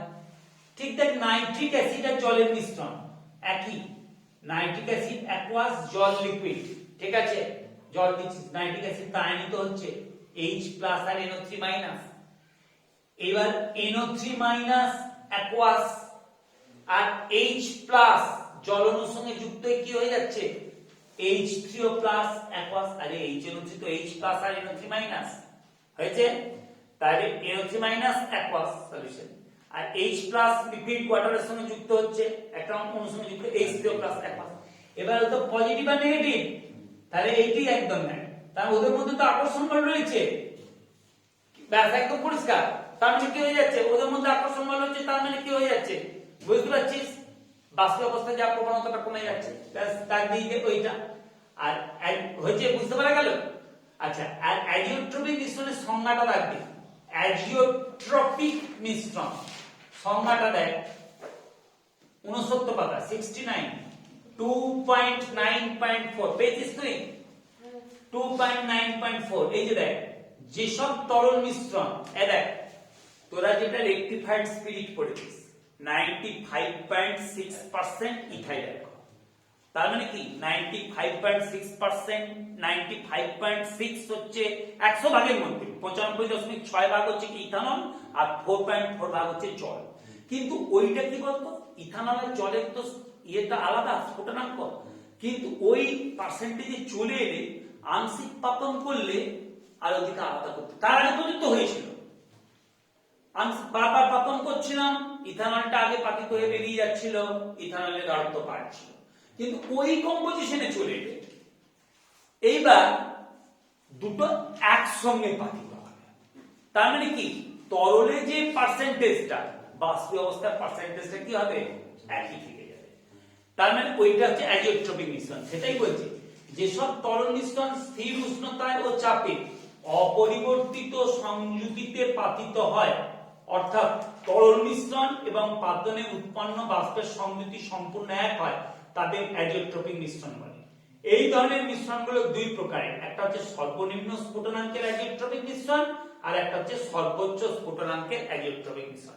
এইগুলো তো জানতে হবে না, হ্যাঁ, এখন জাস্ট শুধু কিন্তু উদাহরণ জেনে রাখি। সর্বনিম্ন স্ফুটনাঙ্কের অ্যাজিওট্রপিক মিশ্রণের উদাহরণ কোনটা, যেটা পড়েছি আমরা, ইথানল ও জলের মিশ্রণ। ইথানল হচ্ছে 95.6% ইথানল, আর জল হচ্ছে 4.4%। আর সর্বোচ্চ স্ফুটনাঙ্কের অ্যাজিওট্রপিক মিশ্রণের একটা উদাহরণ জেনে রাখ, HNO3 ও জলের মিশ্রণ। HNO3 68% আর জল হচ্ছে কত, 32%, সর্বোচ্চ স্ফুটনাঙ্কের অ্যাজিওট্রপিক মিশ্রণ। ঠিক আছে, একটা দিন লাগবে, সামনে সপ্তাহে অঙ্কটা করাবো, তার মানে এই চ্যাপ্টারটা টোটাল কমপ্লিট হয়ে যাবে। ক্যালকুলেটর মাস্ট নিয়ে আসি, আজকে হয়তো নিয়ে এসেছি, কিন্তু আমি দেখলাম এই থ্রিগুলো না পড়ালে গ্যাপ থেকে যাবে, বুঝতে পেরেছিস তো? ওকে।